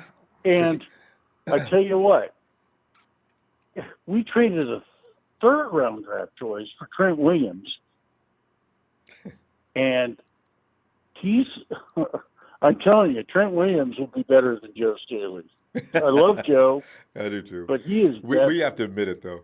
I already did. But Joe in his prime, maybe they compete a little closer. But Joe, he got worn Trent out this Williams last year. is far better player than Jamal Adams. Oh, and yes. only gave up a third round for him. Oh. So, you know what? We're doing the right thing. We're forcing the teams in our division to make panic trades where they're giving up their future. I mean, this is great. I like it. You know, the Jets got the better end of the deal as far as I'm concerned. Oh, God, yes. And I mean, 2 first-round picks for a team that may finish in the teens. Because the Hawks may have backed themselves into a ditch. I really see that coming. I mean, the Hawks have serious holes. Their offensive line sucks. Their defensive backfield, other than Jamal Adams, sucks. It's average. They have no pass rush. None. Zero. And with no Clowney, they're in real trouble. You got to at least have Clowney. Right. Oh, come on, guys. No, I don't think we'll sign Clowney. We don't need Clowney. Well, we don't. Who are you going to take off the field? We got Ford. We got Armstead. We've got Bosa. We've got DJ Jones. We've got the fun was going to be of defensive players. Yeah, the fun was going to be We overkill, Phil. Yeah. Exactly. And then it would hurt our cap space. So, and then there's that. You know, I'm just saying, we've got the roster right now to win it all. I challenge any other team to come up and say who's got a better roster. Oh, there you go. And these guys, and a bunch of youngsters who are motivated and know and we that got they the best left. coach. Yeah. So, I mean, what? You know, Full I'm good. I'm good with this team. Well, and that's why John fans, left the table. How's that to that? Yeah, 2 first-round picks, a third. We'll throw McDougal in. Will that work? You know, because like somebody said, they called the Jets and told them what the 49ers offered. And the 49ers may have offered a first-round pick. I don't know. But as soon as the Jets heard, or as soon as the Hawks heard what the Jets or the 49ers offered, we can do better than that. Okay, go ahead. And they did. Jets said, fine, you got him. Yeah, I mean, 2 first-round picks, I wouldn't go that. Of course you I did was that. thinking maybe we give up a second-round pick for him, but I wouldn't go any further than that. He's a box safety. Maybe a second round, because Kwaski is too. I maybe give him a second round in Kwaski. This way I save money, and I feel. I would think that would be the case because it would balance out the payroll. But I'm not going to make Kwaski sit other down. than that, he's not that good. Well, he's not in a position that dominates the field. Well, see, that's what I'm talking about. If you're going to put that much capital out there to take a player in, he'd better be an edge rusher, a quarterback, or somebody. I'm not paying that for the safety. Oh, especially in the box. A box safety. A box safety. Not a free safety. A box safety. That's absurd. Yes. So, well, better them than us. I know. I think that Seattle is just basically giving us domination for the NFC West for the next 10 years. Yeah. And right? So I'm happy with that. Yeah. And Russell Wilson is not going to be able to carry that offense by himself every year. We'll talk about who in the rest of the division or the rest of the conference is capable of knocking us out, but not in our division. That's what we're going to be talking about for the next 5 to 10 years. Mm. I do worry about Kyler Murray and the Cardinals because they play the kind of offense that's a little wild, somewhat similar to what they do with the Ravens. But they're the Cardinals. Yeah. So I do. But I mean, just realistically, I do think if any team's going to be an issue in the next 2 to 3 seasons, it could be them. I see that as Russell Wilson fades, so do the Hawks. And these primetime deals are making. I think the Rams are fading already. The Rams started their fade last year. They're broke. Yeah. You can't. you mortgage your future. This is what you get. Now you got to surround golf who's overpaid with a bunch of merry minimums. It's going to be hilarious to watch what they do as well. Phil, let me see you tomorrow. All right, Ronbo. All right, man. You Have a take good care. night. Thanks, you too. Thanks. Bye. Oh, God. And we can sit and talk this kind of smack because the fact that our front office and Parag Marathi is not going to make a bunch of wild, stupid deals. They just won't do it. Hey, Bill. Hey, how you doing? Bill, I'm okay now that I know that Jamal Adams is in Seattle for a price that you should have paid for a whole lot better position to be covered with that kind of. Boy, did you go back and get your change kind of thing, no matter how much you paid, right? But Bill, Jamal Adams, knowing Bill, you probably think Jamal Adams in Seattle is probably going to change things, and the Seattle Seahawks are probably going to win the division next year. Am I right? No. I just looked into some things, did some research before I got on, and they're going to have to sign Jamal Adams after this year. Maybe. What I'm hearing. That's not happening because he's not coming back to Seattle. They're not getting Javon Clowney. He's got to go now. They're limited on cap space, and they went and gave up their future. So this is a one-and-done team. After this season, if they had any hope, it's gone. It's going to really be sad for the Seattle fans and the bandwagoners. Now, on that note, they need to go ahead and extend Lynch's contract. Yeah, John actually, Lynch deserves an extension. If for no other reason than dodging this bullet. Yeah. Yeah. And on top of that, we're not just trying to get one Super Bowl. We're trying to get more than one. Yeah. So we're trying to get a dynasty going on. So, I applaud Shanahan for what he did and Lynch for what he did. I mean, I really wanted Adams, but if you had to give all that up for Adams, run away. Yeah. Run away. He did. I'm glad he ran. He was driving out of that parking lot so fast his feet were dragging the ground before he could close the door. That was the stupidest thing I've ever seen. 2 first-round picks, a player, a third-round pick. Have you lost your mind? That was just outrageously strange. God. They gave up their future and their ultimate future for that. On that note, I know this is your channel, but for all those bandwagon fans out there, the Niners, that jumped off from the Niner, said you were a Niner fan to become a Patriot fan all of a sudden. I can't wait for Patriot Hate Week, and I can't wait to see. I hope the Patriots see the Niners in the Super Bowl with Cam, and we just massacre them.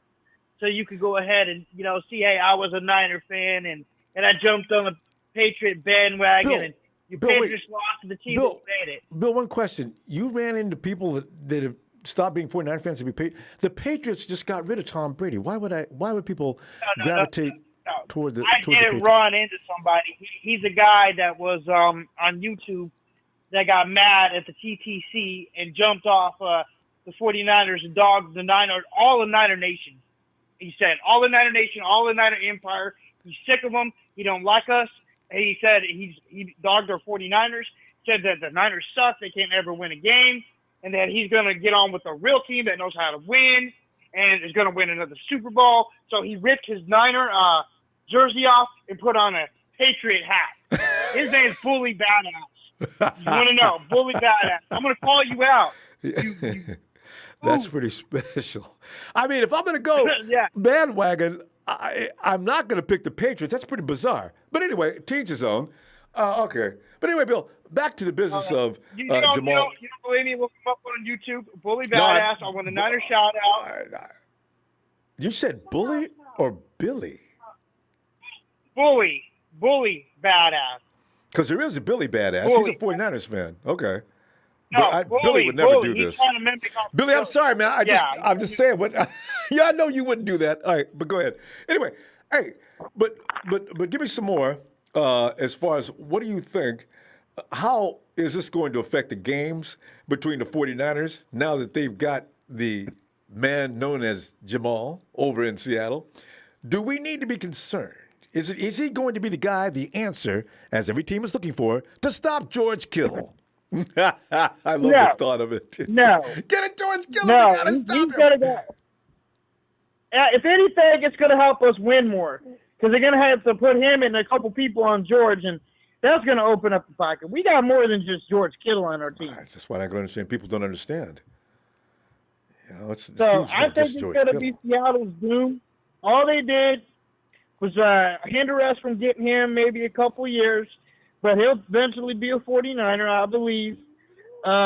They get rid of the good players. They're going to end up coming to Frisco, having a thing out for Seattle. Seattle's just making enemies, making the list, and I'm enjoying the show. It's going to get better because this is this is something that's going to reflect a little later on. And like we watched the Rams. Hey, Bill, remember the Rams? The Rams have just signed. They signed two players from Kansas City Chiefs, the cornerback, and also the guy. They had two cornerbacks at the same time. I said, my God. And they filled up the middle of the field. Guess who's going to be playing? And it's going to be just too much to deal with. And then we play, they got this guy too. They signed 80 stars. Now, none of them. And while Jalen Ramsey came after the smoke settled, now they got a bunch of people nobody really knows a lot about. A lot of guys that haven't established themselves as any more than just a player. Nobody knows exactly how good they're going to play. It's going to be interesting to see how the West looks in 2 years. I can't wait. I think full domination by the 49ers by 2022 and going forward. So this is going to be interesting. We're going to be stronger for years to come, decades. I'm going to tell you this. I'm not worried about what happened. I mean, we're going to continue going forward while Kansas City is going to fall off. And why are you going to predict 6 or 7 rings? You know you ain't got no capital, salary cap in your list to keep players going. You got to get rid of some people, or you're going to take a pay cut or let Mahomes get all your money. He's already got it. Oh, come on now. It's a small cap hit, though, basically so. But, Bill, good stuff. Let me say good night to you and Shania. Hi, Shania. And see you tomorrow if you get a chance. How about that? Can I get another shout-out? Absolutely. Let me go ahead and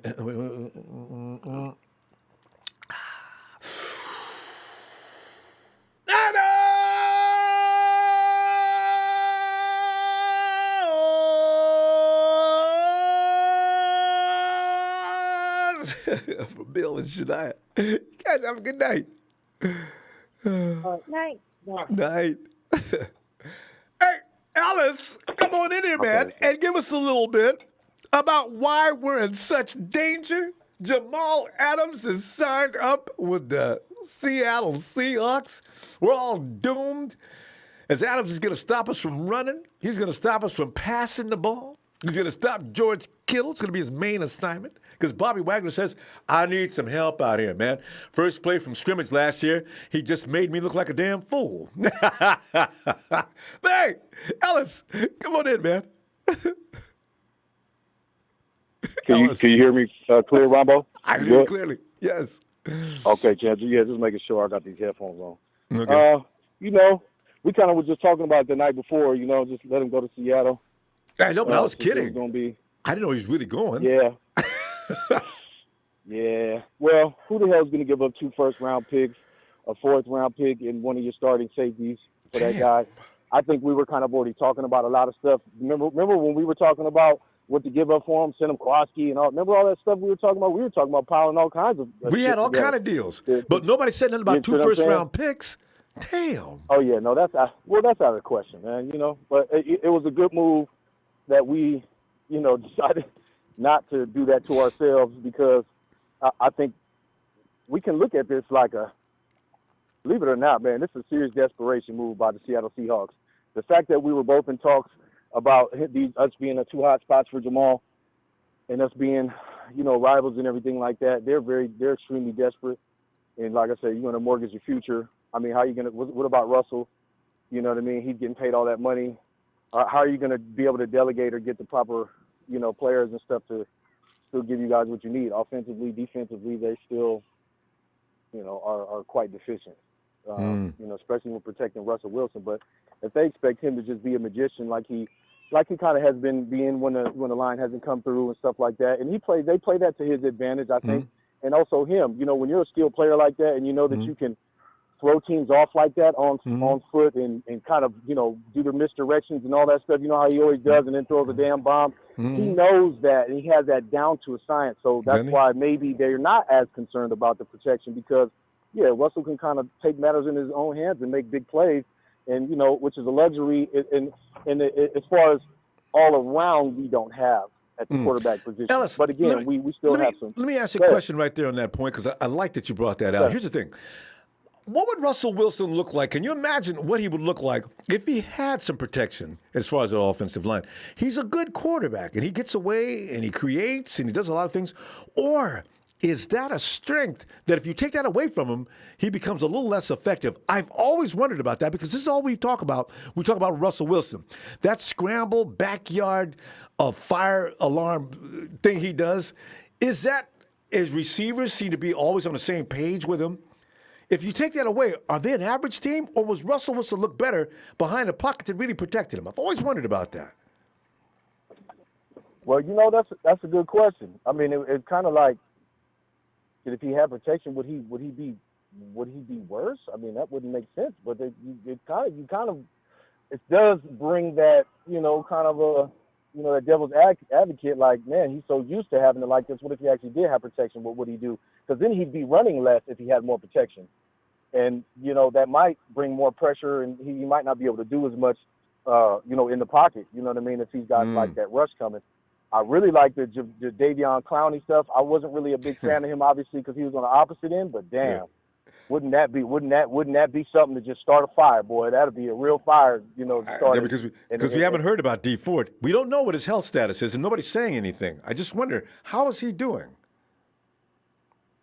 Yeah, I'm thinking that, you know, he's gonna come out and he's gonna try to, you know, do his thing, and he's definitely gonna have to have a strong season this year. That's like, you know, if it's 2 years left we got with him? At least, yeah. So yeah, that's what I'm saying. So he's gonna have to come through and do something big this year, you know, just to make sure that, you know, his future isn't in question, at least with us for the most part. And I mean, bringing Jadeveon Clowney would just, it wouldn't even mean anything. Them getting Jamal Adams wouldn't even pretty much mean anything. It would almost put us another notch above again, you know. So I wouldn't be opposed to that. But again, we don't have to. That's the good thing about us. And like I said, it's a big time desperation move.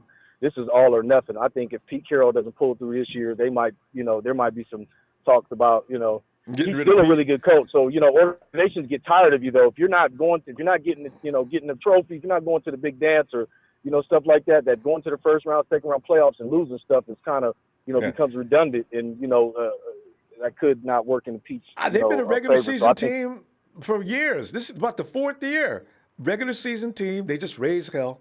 Somehow they get there. And then when anybody says anything about the playoffs, good night, Hawks. Thanks.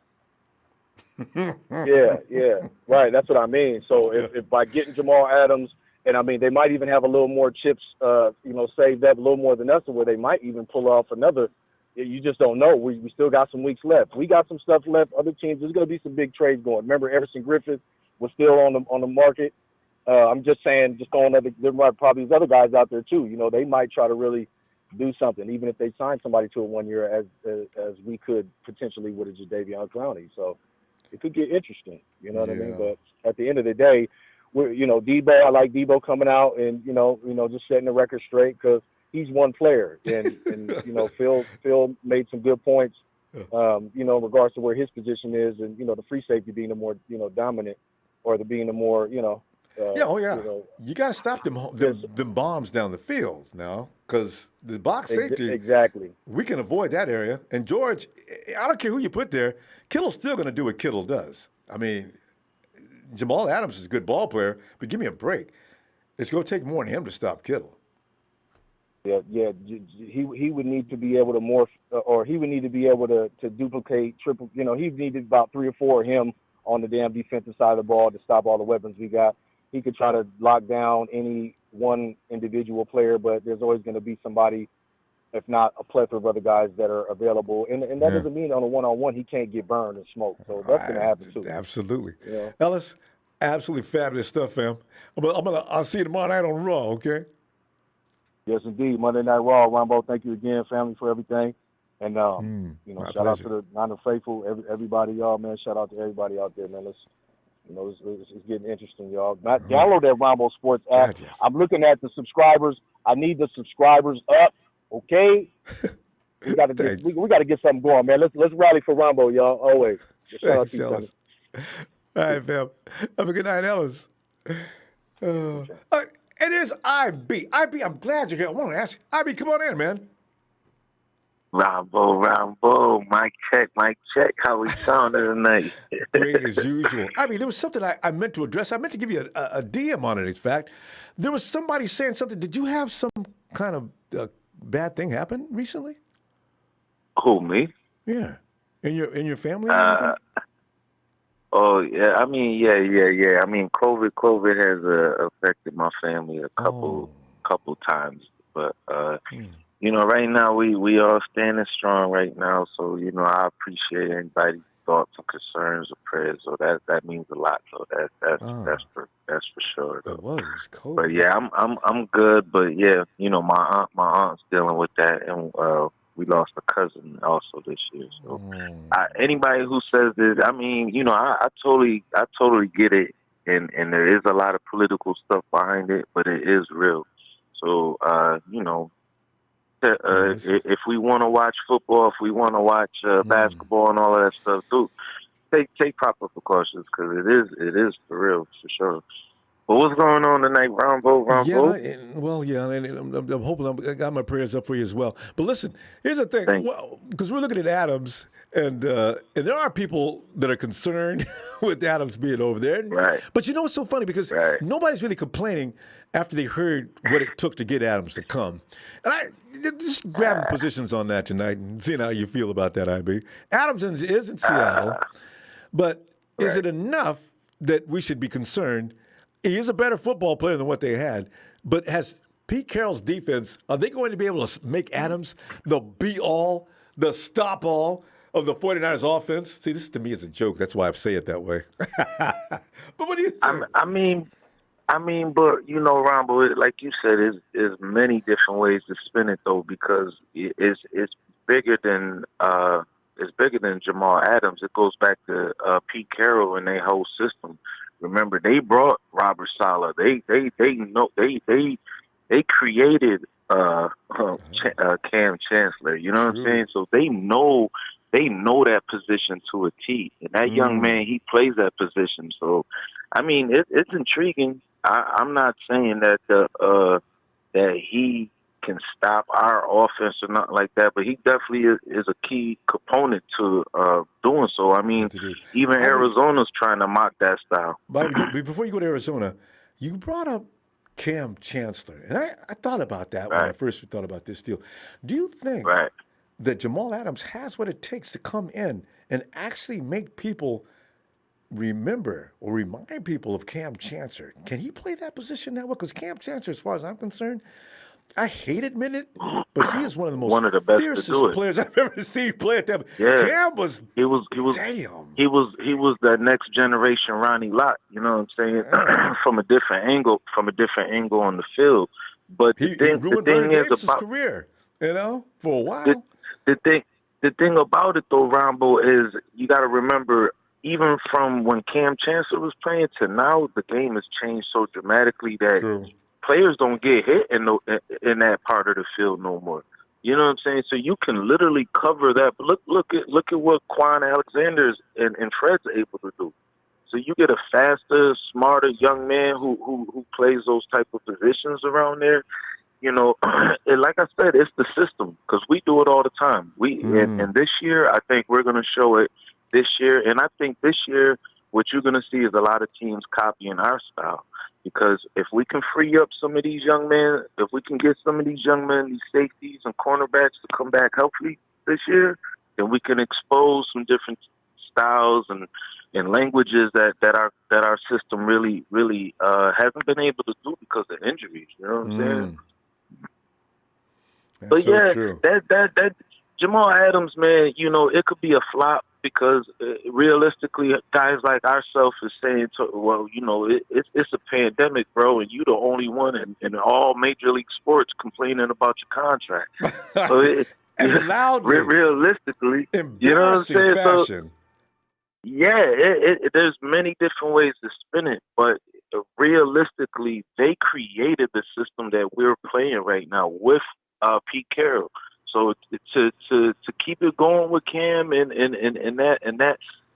Bobby Wagner's still got a couple of years left, and this is a way to keep him young and bring more talent to that defense, because we don't want Jalen Ramsey. Maybe that's where he ends up, because we don't want him next year neither. You know what I'm saying? I mean, Jalen Ramsey. These guys ain't maturing right. He's a con man.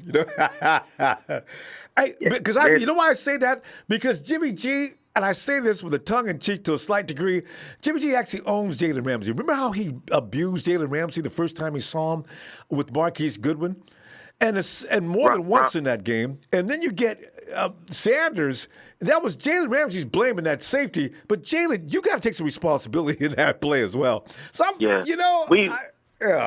have to, we as Niner fans, we got to understand and we got to be truthful, and we have to listen to our organization sometimes about why we even went after Emmanuel Sanders. That wasn't, we were depending on something in our offense that never came about that year. And if we didn't get it from within, we were going to try to get it from, Mohamed Sanu, correct?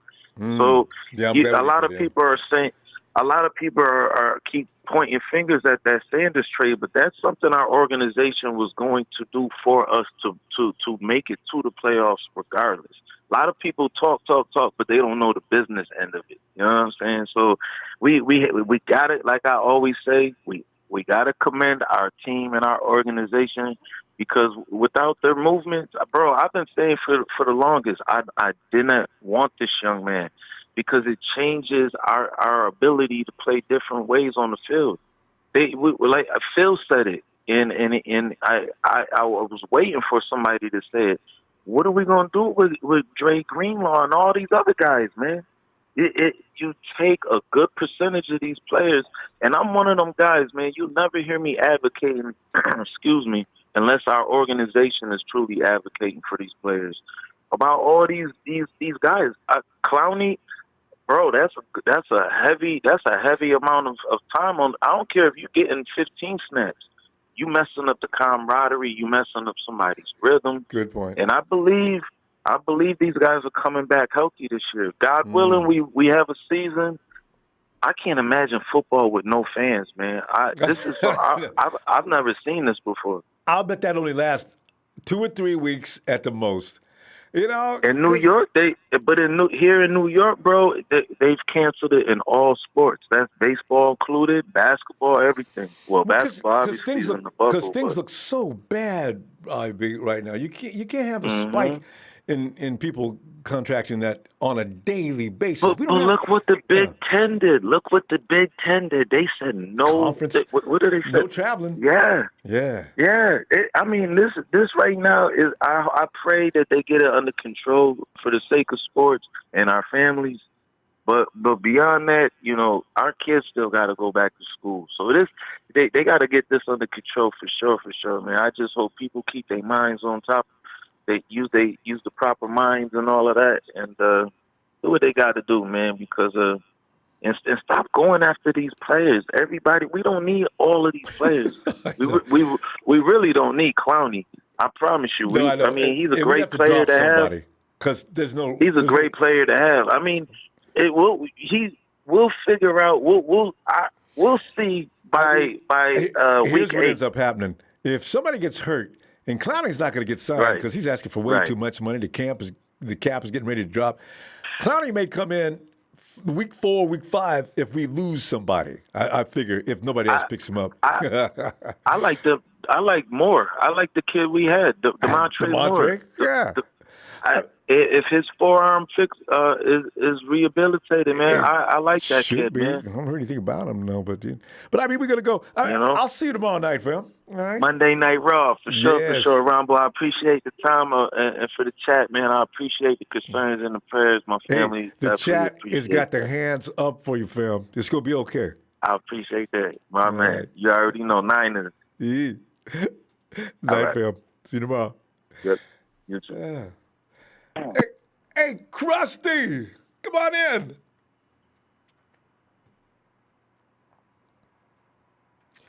Krusty out in AZ.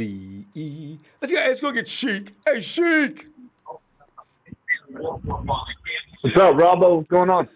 Sheik, man, we're sitting here laughing about the Hawks. Because for years, the Hawks have not been funny. And Sheik, if we go back to 2013, 14, 15, the only thing we could think of, the schedule came out. Okay, we got the Hawks on this date, and we got the Hawks here, man. We can't do any worse than split with these guys this year. So you know what happened then, right? Yeah. The Hawks went on a 4-year run of owning the 49ers. Ownership ended last year with Nick Mullins. Mullins said, "No, Hawks, it's over." This year, should have swept the Hawks. Next year, we will. Yeah. This year, I got a feeling. I think that offense is ready to roll. I really do. And the defense is the defense. I think we got the Hawks this year. I'll go ahead and call it right now. We'll sweep them. What do you think about? I like that, Ronbo. Oh, I got to say it. What do you think about Adams, though? Are we to be overly shaking in our red and gold boots? I mean, Sheik, what just took place? Are you concerned? I'm not concerned, but he is definitely an all-pro player, man. There's no doubt. You can't deny he's one of the best. Do you wish we would have got him though? And beat out. Yes, I wish we would have got him. But yes, but not for that. What they got. That's what it's going to take. Ridiculous. One of the worst. That is the worst trade ever. No. You know what happened, Ronbo? They literally. They probably saw an offer. It was a first, probably a second or third, and part. And they're like, you know what? Screw it. No. We cannot allow the 49ers get this guy. Give away extra. Who cares? We don't have an offensive line. We don't really have a defensive line. We all have all power to Russell Wilson. Give it to them. That's why their mindset, they're just scared. They know when we get them, it's instant Super Bowl. Now, they still don't have no pass rush. They still don't have it. The 49ers still have the same guys, upgraded, younger youth. You got Kinlaw. He's a freaking beast. We got the same guys in defense. We got the same guys on offense. We upgraded in tackle. We stole Trent Williams from the Rams, from the Vikings. The Cardinals, the only team in the division I'm worried about is the Cardinals. Same here. They worry me. They really do. I mean, we barely beat them last year.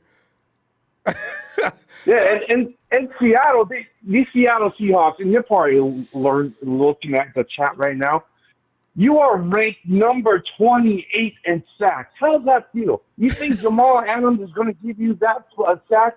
He does everything, but he's not a pass rusher. He's not going to be consistent being a pass rusher. That does not happen. And they did that with Clowney. 28 and a half Clowney. Yeah.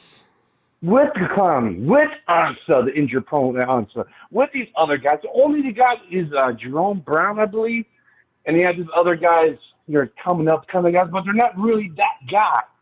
We ranked actually number 1 in the best tandem with Bosa and D Ford. If you want to go to the dance, you build from the draft, just like Bill Walsh done. You don't go overpay. Look at the Rams. Are you stupid, Seahawks? The Rams. 2 first-round picks, man. Go Rams. And look at them. Look at them, Ronbo. They blew up that team because they knew they had to pay that. And Jamal, I would love him being in. There's a way they can work it out. But the reason it could have worked out for us is because we got the youth, the rookie contracts. We're not in too many holes. But for that big old pile of picks that they get and the player, hell no, that's not working. This is why, as I say, the Super Bowl window for next year, there's a lot of people that keep using things like, well, the odds and this and that, and history says. See, what people forget is the 49ers actually weren't supposed to be in the Super Bowl last year. They were supposed to get to the playoffs and maybe come out in the second round. They overachieved last year, and now that young team learned a lot. If the comparisons to all the other teams that have came in and lost their time, came back, didn't come back for 4 years like the Rams, no, this is an entirely different beast. So it's going to be fun to see. And like you're saying, you got to build that team the right way. Remember how Lynch and Shanahan were always saying that? You got to build that team the right way. I didn't really know fully what they were talking about. Now we do. Now we do. Look at what the guys that we got, Ronbo. We got Greenlaw coming from the cuts. We got Mosley, finally he's done a really nice job for us. These other guys, coming in. Ronald Blair as a backup defensive end pressure. We got Def Armstead coming back. Yeah. We got so much depth. And then look at the Seattle Seahawks. Yeah, they have Wagner, one of the best elite linebackers in the league. They have a nice secondary. They definitely improved their secondary, but you have to win. If you don't have a pass rusher, doesn't matter what you have. Yeah. Exactly. And that's what Kyle Shanahan, he said it on Chris Sims' podcast on Button. He said, you got to have offensive line and defensive line. I think it was up Button. I might be mistaken on that. But he said, if you get those guys locked up, the rest doesn't really matter if you have an all-pro elite. We did get a Richard Sherman, but you got to have a pass rusher. That's what I'm trying to say. Oh, yeah. Because we could actually win games. If I put Mosley on one side and even Spoon on the other, we'd probably still win. It'd be a little more of a struggle because Sherman makes quarterbacks tense up, even probably now when they start trying to throw at him, They probably will stop doing a little less. Mm-hmm. But in Mosley, I got a feeling the kid's got some real cat-like quickness to react and think. He made a mistake because he was a rookie. Well, not a rookie. Well, yeah, he was a rookie last year, basically. He's learned. People don't know. Mosley's still a kid. He just learned that mistake he made in the Super Bowl. I don't look for him ever to do that again. See, this is the difference between this and most teams. And another thing, too, Ronbo, with Jamal Adams not coming in, upgrade as well. You could bring these other guys back. The best nickel in the game, Williams, he could get his contract. Oh, yes. And you know who's going to be covering Ronbo? You know who's going to be covering him? Hopkins. He's going to be covering Hopkins. And that's the guy that we got on him. So is Hopkins going to be exciting. He comes out of the slot. He plays all over the field, though, right? If it's too hot coming out of the slot, they'll put him on the edge. Sherman will be waiting. And you got Jimmy Ward if you want it. And you got Jimmy Ward too, if they move him around. That's fine too. We got this physical type of players that we got, Ronbo. It's exciting. Yeah, I wanted Jamal Adams, but it is what it is. But depending on what it costs. Yeah. So, all right, fam. Great stuff. I'm gonna look for you tomorrow, okay? Yes, sir, bro. All right. Wash your hands, people. Faithful! Hit that like for Ronbo Sports, sub, share, and follow all platforms right underneath them. Go Niners! Thanks, Sheik. Appreciate your fam. See you tomorrow. Later, brother. Hey. Shout out to the Rumble chat. Yes. Hey, Krusty. Hey, what's going on? Krusty, man, we're sitting here going over the embers, the flames. The coals are still glowing. Before we say goodnight and pour the water on them, as Smokey Bear would say, if it's too hot to touch, it's too hot to leave. Jamal Adams now setting up shop and finding a place to live in the greater Seattle area. Yeah, Krusty, so are you overly impressed with this? Is this something that you just are really concerned with or worried about? Of course, I know his answer, but I got to ask him anyway. But Krusty, your feelings on any potential shift in power from San Francisco to Seattle because of one safety? Absolutely not. This isn't the AFC. This is the NFC West, Mm-hmm. The teams are way better than the teams that he was playing for before. Somebody and even then, earlier, yes. My thing about Jamal Adams is, other than C.J. Mosley, who else was the first? Who else can you name? I can't even think of who else was on the defense of that team, the Jets. It's easy to make splash plays and get all these interceptions and stuff when you're the star of the defense and you're the only person. So it's easy to get all-pro honors when you're the only good person on the defense. You know, C.J. Mosley was out most of last year, I was too, ready to say. So he was the only person. And, you know, why did Eric Armstead get snubbed from the Pro Bowl last year? Because he played in an amazing defense, and he didn't stand out like some other people did. So Jamal Adams, in my opinion, he's good, but, you know, I don't think he's any better, like other callers said, any better than Tart, you know. He just shines better because the rest of the defense sucks that he plays with. So, because as I remember, the Jets didn't win a whole lot of games last year. So, you know, you always have those individual standouts on teams like that anywhere. Exactly. So, you know, and what they paid to get him. Oh. You know, that's like the frickin' Rams paying to get the Jalen Ramsey last year. It was it's a little ridiculous now. It's just, I'm glad we didn't get him. You know, I told you the other day, because of his attitude and what he did with Gase and the GM. So, well, the next day he's traded. We knew it was going to happen. I'm glad we didn't go, you know, I'm glad we didn't get him. We don't need that kind of stuff in our locker room. That's what I was a little concerned about. I said, I don't like bringing guys over that loudmouth their way out of their contract. I mean, he's a good football player, but some people, it's like AB. Don't bring AB to San Francisco. Yeah, he's a great wide receiver, but he brings a lot of other stuff with him. I'm scared of this guy. You know, there's certain players just are scary. You know, so exactly, we don't need the baggage that they bring with them. So I'm happy that he's over there, you know. I hope maybe, I don't think he's going to make their defense any better than, you know, it wasn't that great to begin with. Yeah. You know, maybe since they don't have a pass rush, he's going to actually be able to make a difference.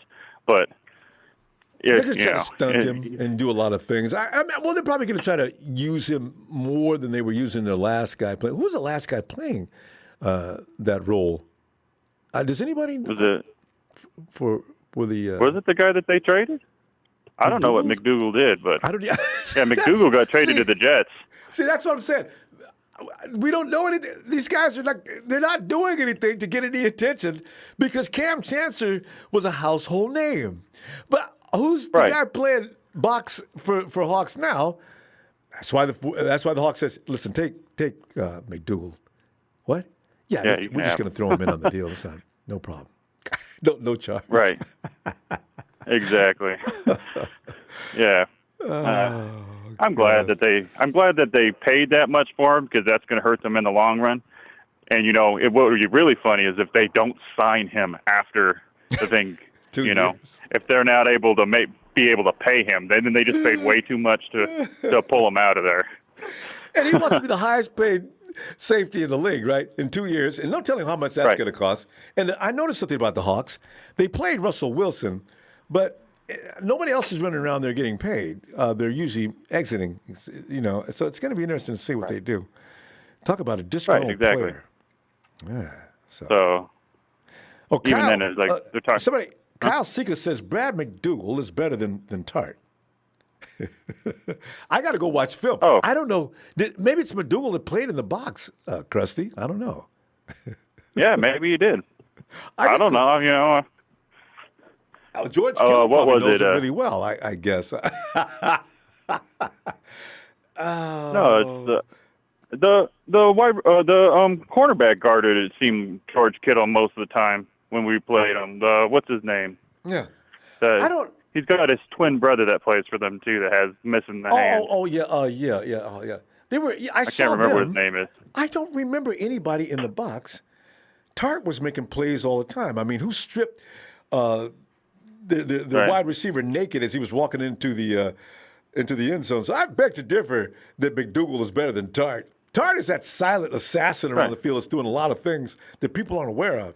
It's like you and I both talked about what Tart did against the wasn't when we played against the Saints. The reason why the Saints went off, Tart wasn't there. That's not ironic. Exactly. That is exactly what happened. So yeah, you want to argue about Tart versus McDougal? I'll take that argument any day of the week. But go ahead. I'm sorry, Chris. Right. Somebody in the chat. Yeah, Tart's Tart's amazing. You know, I think he does a really good job. Shoot, he ripped the ball out of DK Metcalf's hand right before he ran into the end zone. Brilliant. So that, and he's all over the field. And we felt when he was out, we felt his absence against the Saints, like you said, was one of them. So, so we'll be all right. you know, I'm happy he's over there. Let's hope that they pick up AB too and really just screw up their locker room. Let's get all the loose cannons over in there. Who else is PO'd about their situation? Are we right? Exactly. Adams is over there already. AB's still trying to get reinstated. I think the league put him out again. He's got to go through protocols even to get in. Right.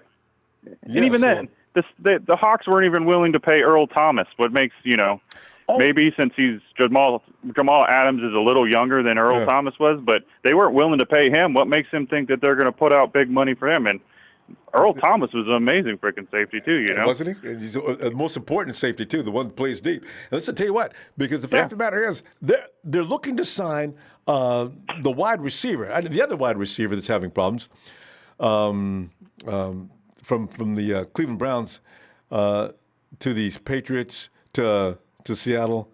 Josh. Gordon. Yeah. Flash is they're trying to re-sign Flash. Now, Flash got to be reinstated too. I think he stepped out before he got the boot. So they didn't really test him. He just left like he always does. Suddenly, I think I'll take a break. Yeah. Wait a minute, Flash. I'm not in the league. You're not testing me. Say no. Right. Yeah. Exactly. Get Flash and AB over there. Now, they'll win a couple of games, but how many games will they have? Exactly. And even then, a lot of people talk about Arizona. I'm not really worried about them.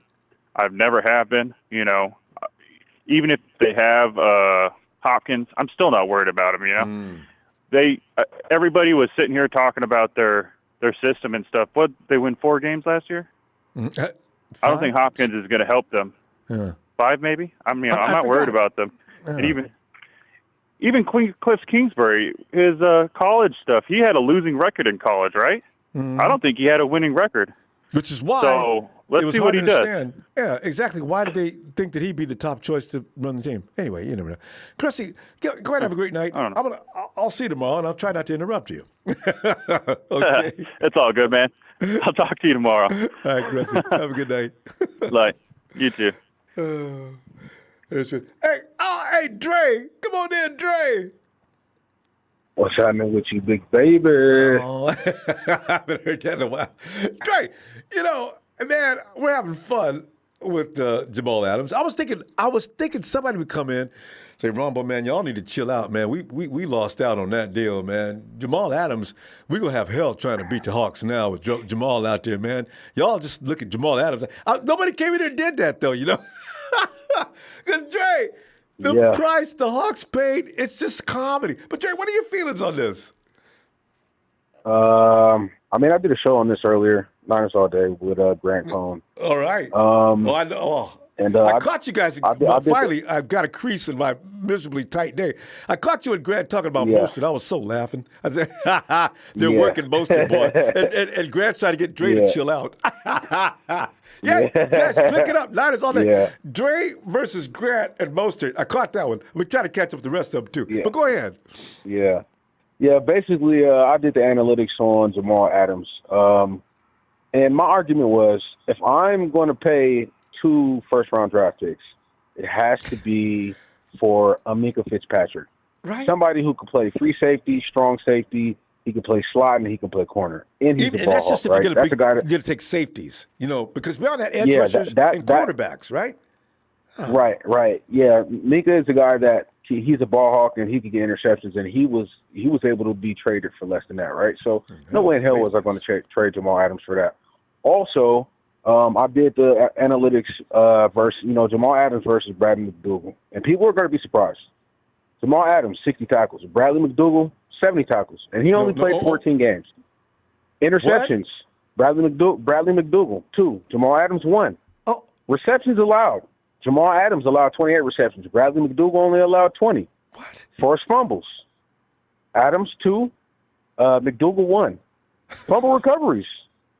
1-1. Only thing that Adams was better in was one forced fumble and the sacks, of course. Bradley McDougall had 1, and Adams had 6.5. But you're safety, bro. I don't pay you to blitz the damn quarterback, right? Dre, and then we have to move on to Does he play? Is he the box? Yeah, McDougall is a dog. I don't know what people was talking about. Y'all better go watch that boy's film. McDougall is a dog, and he's a young boy too. Okay, let's see. Somebody told me I'm not saying that McDougall was better than Tart, and I said, wait a minute. I didn't. Well, I'm just comparing the analytics and the stats. Also, like I said, if I'm going to trade for a free safety, for a strong safety, he has to be better at coverage. I don't care about you blitzing the damn quarterback, and we have the best linebacking core. We have the best linebacking core in the NFL. I don't need you in the box, bro. I need you over the top. I don't need you in the box. I just don't. We don't need that. So these are all the guys who allowed less receptions and had better coverage skills, better coverage grades than Jamal Adams. You're going to be surprised. Guess how many there are, Ronbo? There's 14. 14. Anthony Harris, 11 receptions allowed. Justin Simmons, 25 receptions allowed. Devin McCourty, 19 receptions allowed. Earl Thomas, 5 allowed.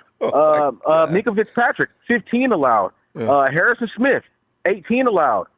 Kevin Byard for the Titans, 24 allowed. Eddie Jackson, 23 receptions allowed. Marcus Williams, 11 allowed. 5 of those came against the San Francisco 49ers. Thank you very much. Xavier Woods, 19 receptions allowed. Derwin James, 14 receptions allowed. Quandre Diggs, 4 receptions allowed. Jamal Adams had 28 receptions allowed. Do you know who the last 2 are, Ronbo? Take a guess. It's Jimmy Ward and Jaquaski Tart. Both allowed 13 receptions. Yeah. So you're trading two firsts and a third and a starting safety that he was damn close to being a Pro Bowler. If nothing else. Yeah, Dre.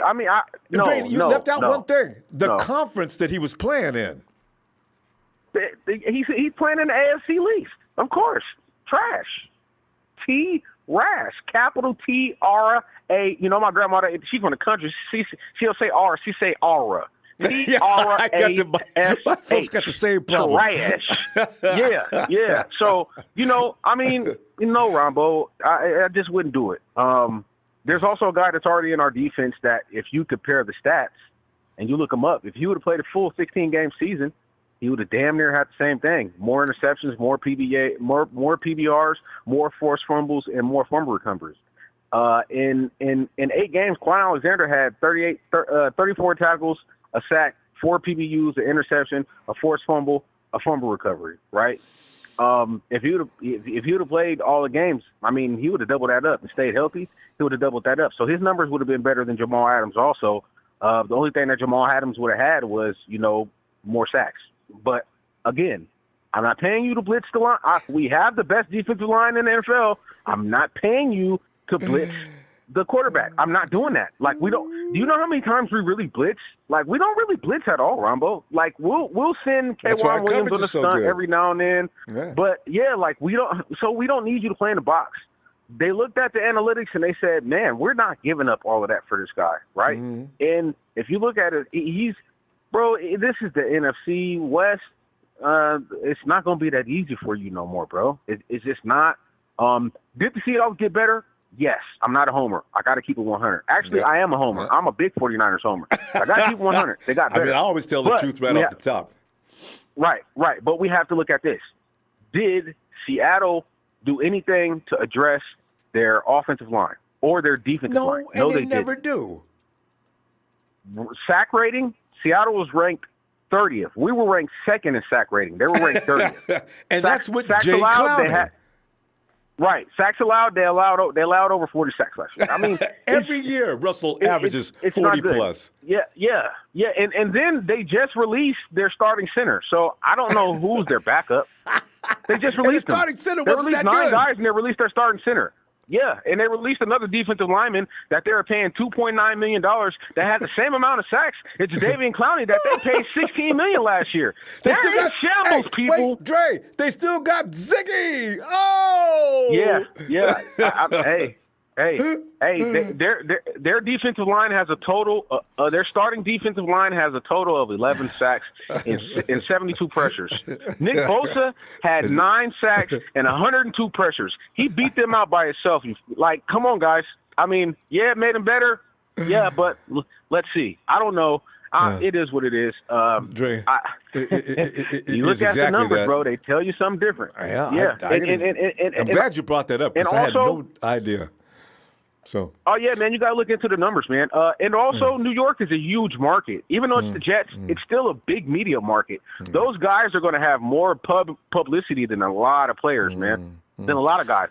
Just imagine if, say, Jimmy Ward was in a New York market, like he would be a Pro Bowler because the media market. You know what I mean? It's different. You know what I mean? So, but yeah. We got to pull up. Let me. Most good definitely. stuff. And thank you for them comparison numbers. You opened up a lot of eyes, especially mine. But yeah. It was something that I had prepared for my show. Go check me out, Niners All Day. Just dropped the episode this morning on YouTube. Yeah, man, we drop a lot of analytics and statistics to, basically try to back up our arguments. Man, shout out to TNT fan, man, Trey Trez, Big Show, Jerry Fresh, Shay Lewis, man, player partner Will, man.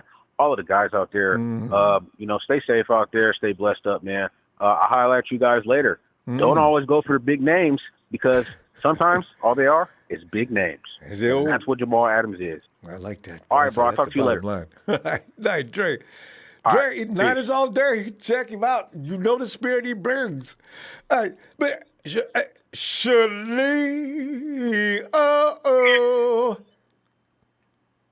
Ronbo.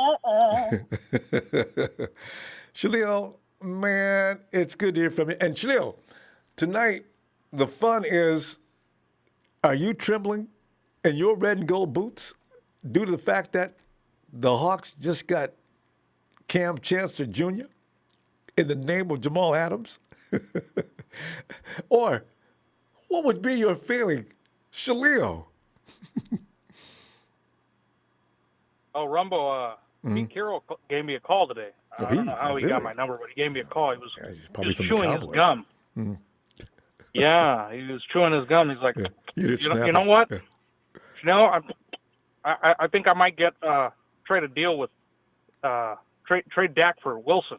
How about them Cowgirls? How about the Lamb? How about them Seahawks? That'd be a good deal, actually. How about the Arizona play card Cardinals? And last but not least, how about them Oakland, Las Vegas, Trader Raider Chippendales? We have to enjoy these years when we get to clown all our adversaries. You know, it's like Michael Corleone. See, when we took over the family after his father died, I want you to take care to Talia, Bazzini. You know, he just went down through the whole families rather than bothering him and took them out one by one, the family heads. That's what we're doing now. We're watching heads roll. The Seahawks, the Cowboys. Well, the Cardinals are still a little bit scary. But, you know, it's turning into a situation now. I think about one more year, we start to just pull away as the cream of the crop in the West. L.A. But Chanel, give me some feeling on this, man. Are you scared? No. First of all, I was one of those that wanted Jamal Adams, but not F him because he's a Seahawks. Everybody wanted him. Yeah.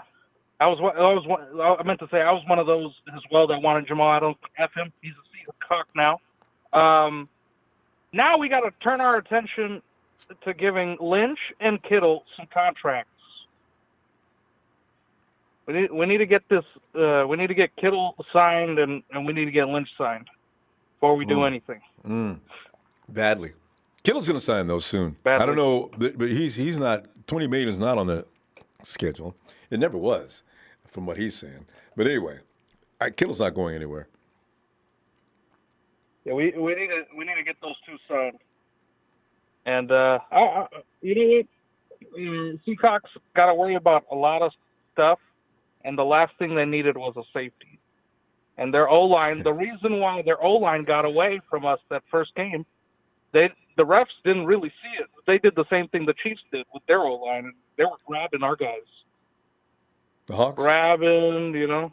Yeah. You know, Shlomo, you bring up a good point. I think the 49ers defense. They get away with it all the time. Well, I think that's by design and on purpose to make the game a little more entertaining. Because you know what? When the 49ers in the first beginning of the season were just all over defensive, offensive lines, it looked as if everybody was just outclassed. The 49ers defensive line was just going to ruin the game for spectators by just total domination. They did it in the Super Bowl. People like to say, you guys won. No, that was holding on several different occasions, and it was at key times in the game, too. Perfectly done. If it had been rehearsed, it couldn't have been better. So, I think we got to get used to that, and our guys got to learn to work around it. Nick is already telling people right now, he made a lot of mistakes last year. He won't be making this year. And, I see our division. Nobody really improved besides the Seahawks a little bit. That's our only rival. I mean, Cardinals, I still think of them the same. They didn't fix their O-line either. And the same with the Seahawks. They didn't fix their O-line. And the Lambs are just... I can't imagine. They're done. They got no future. You know what? Pete Carroll copied the Lambs. Like when the Lambs got Jalen Ramsey, they did the same thing with Jamal. And that... It's like Kyle Shanahan says. Shamil's really enjoying that. But yeah, it's like Kyle says. You got to build your trenches, man. Everything predicates off of what you got going on up front. Your quarterback's going to do a better job if he's got better protection. Your secondary, they're going to do a great job if you've got a good pass rush. You've got to hurry that quarterback into mistakes. You got to kill him before his guys are through running routes. There's all kinds of science and thinking behind why your trenches got to be strong in order to win. If you're going to start filling up your backfield with things and not giving them anything to work with, you're going to get your butt beat. And especially for a team like the 49ers, they're going to kill you just for that reason. Oh, I can't wait till Trent Williams bullies around Aaron Donald. I'm waiting for that. Just bullies him on that left side. Oh, where you going, Aaron? I got you. Especially with his speed. Williams does not get beat by any maneuvers or things like that. And then if he does slip to the right or left, there's George Kittle or somebody else standing there. Aaron, hey, how you doing, man? Bam! Oh, there goes Mostert. He's down on Mostert is gone. Touchdown, San Francisco. I'd like to apologize. I was very critical of Raheem Mostert. I liked how he went back to the office and, that it was. I'm trying to stay in the team, He was just doing what he had to do. He was trying to see what he could get, and 49ers didn't bite. Yeah. And once that happened, he says, okay, let me go back to the office. Guys, it's only business, not personal. Please don't be mad. I want to be a Niner, and you know this. And you know what? That would soften the Niners' heart a little bit. They'd be like, Graham, you know what? You did a great job. How about this year, we'll rewrite your contract next year because you need to finish at least one more year out. We're going to give you some guaranteed money, all right? Why don't we just guarantee the whole thing? You be okay with that? See, that's how you treat that, Shilio. Don't go... Should have rewarded it, yeah. Yeah. Don't go bomb rushing. Don't have your agent going around and making a mess. Yeah, you got to... So we'll see what happens to him. I hope they treat him right because he did a great job. He deserves better treatment. So anyway. But then he only signed a contract for a special teams player. It wasn't the 49ers being mean to him. It's that he wasn't a running back yet. Not a super running back. Yeah. So. Right. He's still under contract. He just needs to wait it out. Yeah. So, but, there's other people waiting. There's kitty cats. Save that one for tomorrow because we're out of time now. Because Dante's going to be a hero Shout this year. Shout out to Niner Empire. Shout out to Niner Empire. Thank you for the platform, Ronbo. Hit those likes, wash those hands, and wear those masks. Shout out to Somi. Shout out to Nighthawk. Shout out to Bashar. And shout out to Utah. You have a good night, Ronbo. All right, fam. And Elias. Shout out to Elias. Night, Leo. Hey, John. Come on in, John. Ronbo, my man. John, we're just having a great time here tonight. because I've been waiting for somebody to come in because I saw a notification. It's maybe 10, 15 seconds after I saw the notification of Adams signing and the deal going down and him going to Seattle. And so it's, hold on, Ronbo, man. Looks like John Lynch dropped the ball again. I said, what? You know, then you start looking for more information as fast as you can. What the hell happened? What? I said, I wasn't really crazy about Jamal Adams, but I didn't want him going to Seattle. And then I found out the deal, and the Cowboys got up and left the table right along with the 49ers. Seattle, you got it, man. 2 first-round picks, a third, and you're giving up McDougal? Well, hey, it's all yours, baby. I said, good. Oh, my God, good. Are you serious? But, I mean, John, your feeling on this, are you okay with that?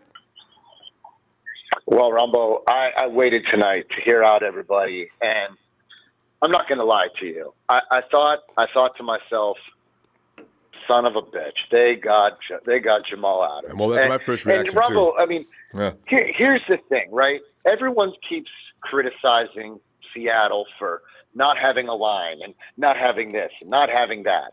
And they have Russell Wilson, and they have Metcalf, and they had Tyler Lockett, and they have a pretty decent tight end, and they've got Jadeveon Clowney, and even crippled, that dude was still making an impact. He was still giving guys a rough time. Rumble, we barely beat them, and we lost to them. Like, these guys calling in, you guys got to stop selling Seattle short. They've always been a contender, and they've never given us. We've never beat them to death. I mean, we barely beat them. We barely beat them, and we lost to a field goal. So it's not cake against a shit line and no receivers. And yes, did they sell the farm? Are they going to be pitiful for the next 3, 4, 5 years? Sure they are. They got to pay Russell a bunch of money in the next 4 years, 3 years, or whatever it is. What's left in his contract? At least 2, 3, yeah. Right. Yeah, they got to owe him like 31 now, 37 next, and then another 30-something after that. I mean, yeah, they're going to be dirt. But you know what? We've got 15, 20 guys that we have trouble paying. So we can't pay our number one asset, Kittle. We can't pay Kittle. Why not take on another guy we can't pay? I mean, we can't pay our stars. I mean, what do we my point is this, Ronbo. The Niners offered a first, a fourth, and a third, whatever that third one was. It was I forget what the hell they called it. But I'm assuming that we lowballed, and then our second offer was probably going to be a first, a third, and maybe even still a fourth. I know that John Lynch had another offer. And I believe that he's kicking himself in the ass because he lowballed and Seattle bet. Or on the other hand, we knew that the Jets wanted more than we could ever offer. So we baited them in to a crippling offer. And I think Kyle and John are pretty much smart.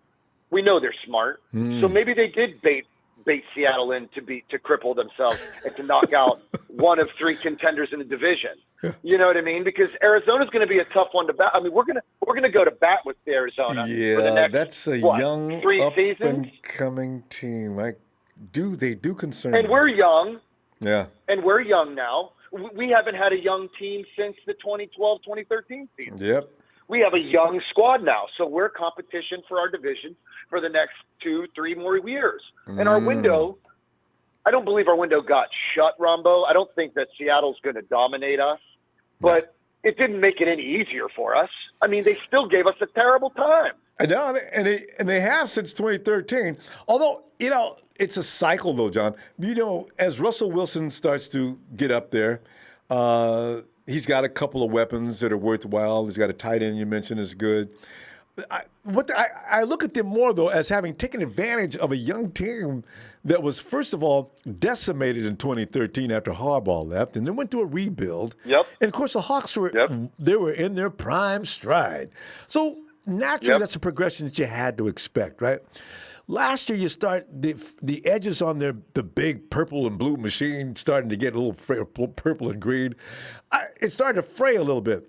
Now, the 49ers are like that kid that grew up, and all of a sudden, the guy that's been bullying him all these years, he's going to struggle from here on out.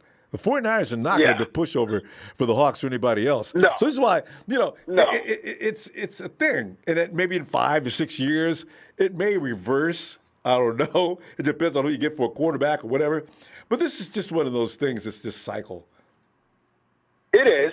I mean, those Seattle games, Ronbo, were cardiac games for me. I didn't feel my legs for the whole damn game. I was biting my teeth.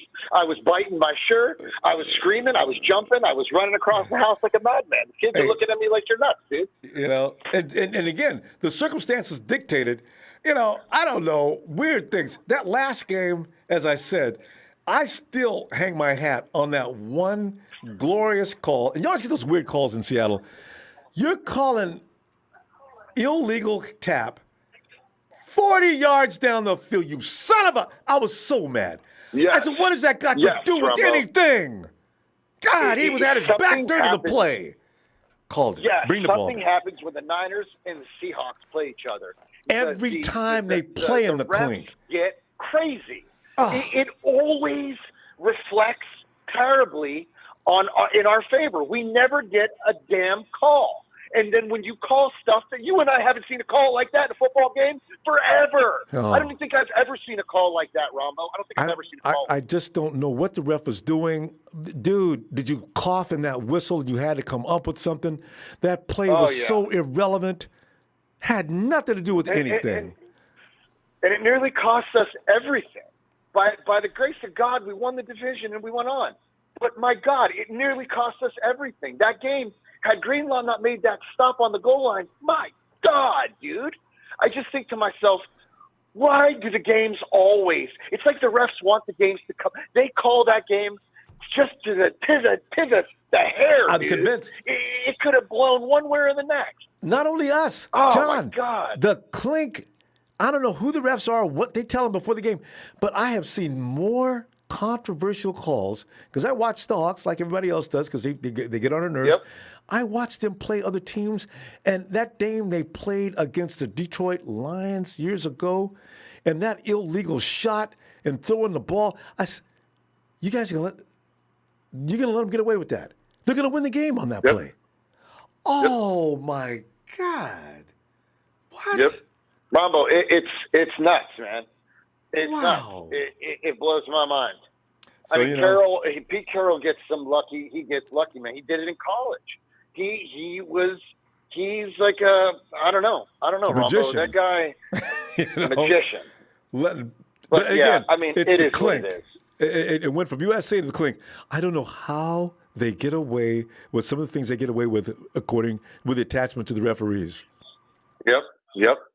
I mean, all in all, were you upset when you found out? Did you think that we dropped the ball big time, knowing that we have financial issues? Yeah, no, they did the right thing because John, we really can't afford. 2 years from now, he's going to want a lot of money. We got a lot of things coming up in 2 years. The 49ers pretty much have to stick to their own philosophy and policy. We're going to build this team the right way. Don't keep stacking up high-priced players. You turn into the Rams. You deal with what you can deal with. You got good farm your talent. You got some great talent. I'm even looking now at Greenlaw, and I don't know if he's opting out this season or not, but I'm looking at Greenlaw, and I look at how much we're paying Quan Alexander. If you're looking at dollars and cents, you start to look at Greenlaw even closer. And you maybe next year you draft another linebacker, or you take this kid that's got as a UDFA this year and see if you hold on to him and coach him up a little bit and see what you got there. Because quite frankly, John, we got problems. Just like you mentioned how many players we can't pay next year. We're going to lose some players next year. We're going to lose some players. But by all means, Ronbo, I would have never sold the farm. I would have never given up what they gave up to get Adams. Yeah. Would I have liked to see the safety position a little stronger back there? Sure, I would have. But again, I know that we have money problems. I know that we're having problems paying our own. So I think the media has gotten. I'm tired of looking at my feed. I'm tired of seeing the guy. You could see Niner Nation shook up a little bit, even though they know it was the right call. You can still see people are stressing. So it'll be all right, man. I'm looking forward to it. Absolutely. And you know what? As a matter of fact, until I see that frontline defense look like it used to back in the day, I'm still not going to be concerned about what they do in that secondary, and good on them, you know. Go ahead, guys. Keep stacking that talent. You know, you they're gotta coming off start the edge somewhere. yet. So, but yeah, you're right, though. The Seahawks have been a terrible thorn in the side the last Yes, few they have. years. And they did even last year when we were that strong. Very bizarre situation when it happened.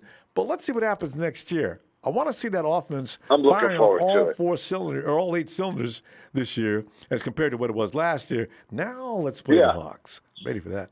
I mean, We'll we were see. missing Kittle one match, and we were missing our center, and we were missing Blair, and we were missing some fellas, Ronbo, in that match. So it's okay. I mean, yeah, it's true. It'll be all right.